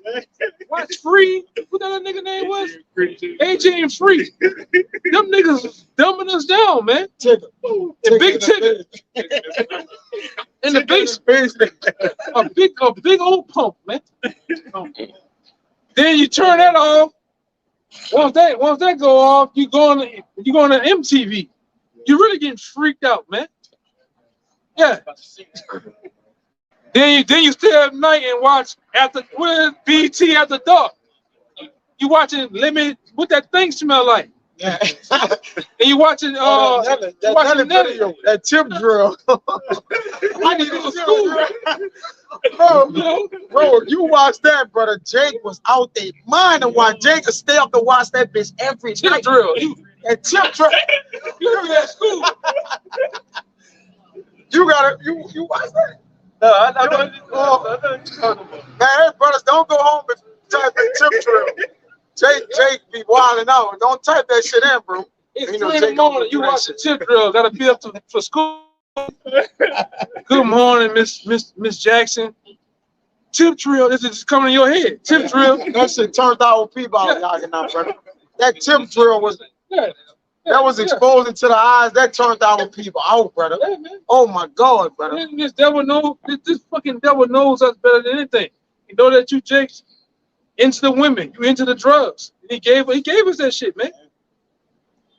That's why I said this nigga is the real life Pinky in the brain. The nigga said, what do you want to do tomorrow, Pinky? We do everything. Same thing we do, take over the world. And that's about destroying the minds of the people, man. And Pinky represent the world. The Pinky being a dodo brain, he gotta tell him every day. I tell you every day, trying to take over the world. Pinky like, all right, let's go. He don't even know the plan. The plan is to take over your ass too, Pinky. Yeah. When he take the world over, he's gonna put you in captivity too, Pinky. Stewie is the real thoughts of these devils, man. Stewie wanted to kill his parents. Do all purpose. And he was a sodomite. Yeah. To boot. You know? But that was the plans of the world elites. The elites set forth plans and programs to do what? Dumb the people down, man. Meanwhile, they over there fighting the war on drugs when they're bringing in all the drugs, man. Because like I say, Negroes, Latinos, Native Americans, they don't own mega ships and boats, all right, and things of that nature, trains and tunnels to bring in the drugs, man. You know? That's all took them. Yeah. But this is what you're dealing with, though. All right. Yeah, like I said, these devils don't give a damn so much. They dumb their own people down. They gone, man. All right. When you tell them about a world event or things that happen in the world, they don't believe you, man. Case in point, where we always go to 9/11. 9/11 was an inside job, man, by this own government. All right. Days before the towers came down, everybody took out their shares of what? The World Trade Center and profiting off it, man. Over 8 billion just came up missing. The same floors that the so-called planes hit made $12.8 billion just come up missing. What happened with Larry Silverstein, the owner of the World Trade Center? He got rich off of what? A week before he took out an insurance policy on a building because what? The buildings had asbestos and all type of other problems. And then what? The day of, they all called the Jewish people. All the Jewish people. Everybody was Jewish called off. Called off, including him. He had a dentist appointment. A real life dentist. He had a real dentist appointment. All right. But meanwhile, they did what? They basically shifted the world into what? For one, what happened? You know what bills were passed? Increase the surveillance. He went into the Patriot Act. The Patriot Act does what? It deems You had United States citizens as what? Terrorists. Terrorists, man. Patriot Act 1, Patriot Act 2, Patriot Act 3. Then you have something else called what? The NDA Act, the National Defense Authorization Act, which deems America as a battlefield and you the enemy. So at any given time, all right, and you can go look this up. We don't want you to believe nothing we gotta say. If you storing up rainwater, you got more than 3 boxes of bullets, you're a terrorist. It's according to this government, man. Eco-terrorists. Yeah, too much canned goods in your house. You can't even grow food. You can't even grow food. You get it. You know you're deemed a terrorist, man. God, yeah, no guards. But that thing, that World Trade Center, that was an inside job, which you can go look at various different videos about firemen that was on scene. They said a plane never hit the building. The buildings just exploded. On top of that, me and his brother did construction. When you see buildings go down flat like that in unison, the floors just come down. It's called controlled demolition. I want to bring that building down, but I don't hit this building. I'm going to sit up and let the shit go by. Look up a video. Some people said towers fell. But if I wanted to bring down this building without crashing into everything else, I'm gonna set up different floors, charges in there. It's gonna bring it down flat. So it's called controlled demolition. 2 at a time. But we ask certain people all the time. Okay, if the 2 World Trade Center came down, why 5 blocks down the street, World Trade Center building 7 came down too? Why did that building catch on fire and came down? Yeah. And then you got certain scientists or certain top engineers. There's over 120 engineers. They got their own website. They tell you that it was an inside job. Jet fuel does not burn steel beams. That building was made out of steel beams and loads of concrete. And guess what? A plane is made out of what? Aluminum. That plane supposed to hit that building and go crash into the ground, not slice through it like butter. You know, but this is the elite bankers and this is the so-called white man we're talking about. Whatever was real, they can make it seem fake. What's fake, they make it seem real. Through the power of what? The TV, through the talking heads on the media. You got it? Bring it out. Like I say, this is the one this is an oldie but goodie. We used to use this. You know, I seen apostles use this back in the day with the World Trade Center. But everything lines up though. Go ahead. This is Isaiah 30, verse 25. They don't want to hear that though. They don't want to hear that, man. You hungry? Yes, come on. Fuck out of here, man. I'm gonna push them buttons. I'm gonna make it say something. I'm gonna make it run off, man. Go ahead. Is that real enough for you? This is Isaiah 30, verse 25. And there shall be upon every high mountain and upon every high hill, rivers. Every high mountain, every high government, every low government. Go ahead. Rivers and streams of waters in the day of the great slaughter, when the towers fall. When the towers fell, man. And then guess what? New York City and where them towers set on what? Many waters. What is the name of that river? The Hudson River. The different rivers around them, man. And them towers fell. It was a slaughter.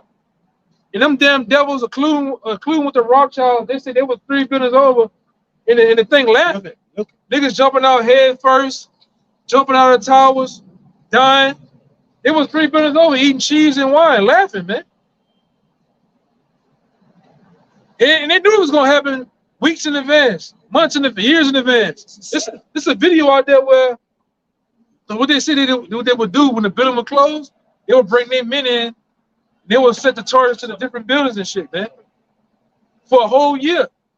You even got a video out there of one of these dudes, 2 dudes in a room, and you can see the actual military charges. It was like I forgot the name of the actual charges that you actually hit the button and the detonators. It was all stacked up in a room in the building. But meanwhile, you people just going to work. You know, like I said, George Bush and these people, they was all in on this shit, man. All right, and they're gonna do something else. We always tell you they're gonna do something else. It's gonna make 9/11 look like a day in the park, man. with the boot, or maybe on the Riverwalk with the boot. It's gonna shake this bitch to the. I'm talking about. It's gonna like the world gonna stop, man. They're gonna lock America down, Bob. Yeah. They're gonna lock this bitch down. What you think the migrants over here to do? They already get it on, man. All right. All right. They've been already grabbing you up, hunching on your ass. Hey, man, you go to Kenner, man. Kenner, the New East. They getting it on in Kenner. They got the cartels down here now. They got the gangs. All right. You got them Skeletors running around in Kenner. Y'all know what I'm talking about. The Northern tribes getting busy out here, man. That El Bunker energy. Yeah. Yeah, they standing like this. With them eye, you know what I'm talking about? El Bunker, brother. Looking like Freddy Krueger. Them niggas ready to grab your ass. You know, they wilding out. They bringing these Northern Kings over here to, I'm talking about to really get things amped up, man. Hey, I was just reading an article where they were saying about a year ago, I got the article on my phone. And these young boys, they just snatching, I'm talking about snatching shit up. That's what they're here for. What's the biggest thing that changed in the last couple of months? That. So why are they here? Why are they bringing them in like that, man? Yeah.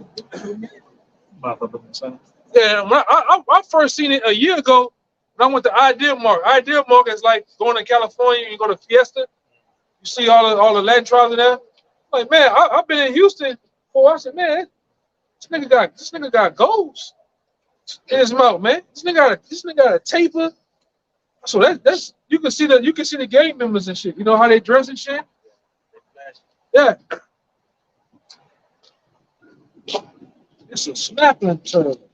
Go ahead, brother. According to Bloomberg, violent deaths have been plummeting in Venezuela following years of massive migration. Venezuela's rate of violent deaths dropped to its lowest level in more than 2 decades, following years of massive migration as both criminals and victims fled the nation's economic crisis. And then bring in the prisoners. They let the prisoners go to come over here. So what you know what's gonna happen? What happened when they let the prisoners go out here for Katrina? The crime rate increased.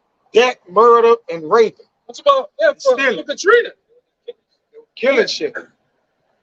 I remember that shit like it was yesterday. The hour after they let them dudes from Tulane and Broad loose, that's when you heard about the get down with the get down, man. Sir. An hour later. Go ahead. It was escaping too. Yeah. But they didn't have enough transportation. You know, they was walking them out. They were jumping in the water and the bridge and shit. They didn't even have enough handcuffs. The jail don't have enough handcuffs for all the prisoners.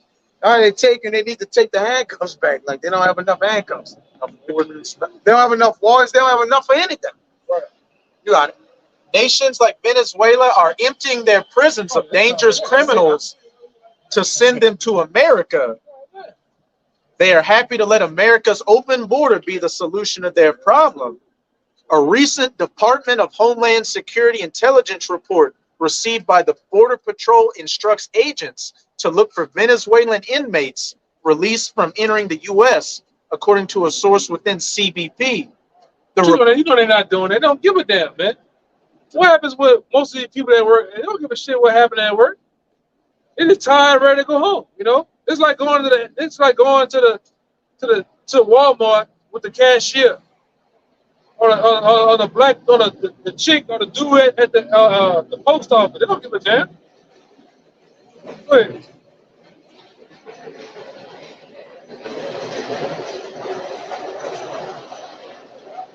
The report, reviewed by Breitbart Texas, indicates the Venezuelan government, under the leadership of Nicolas Maduro, Moros is purposely freeing inmates, including some convicted of murder, rape, and extortion.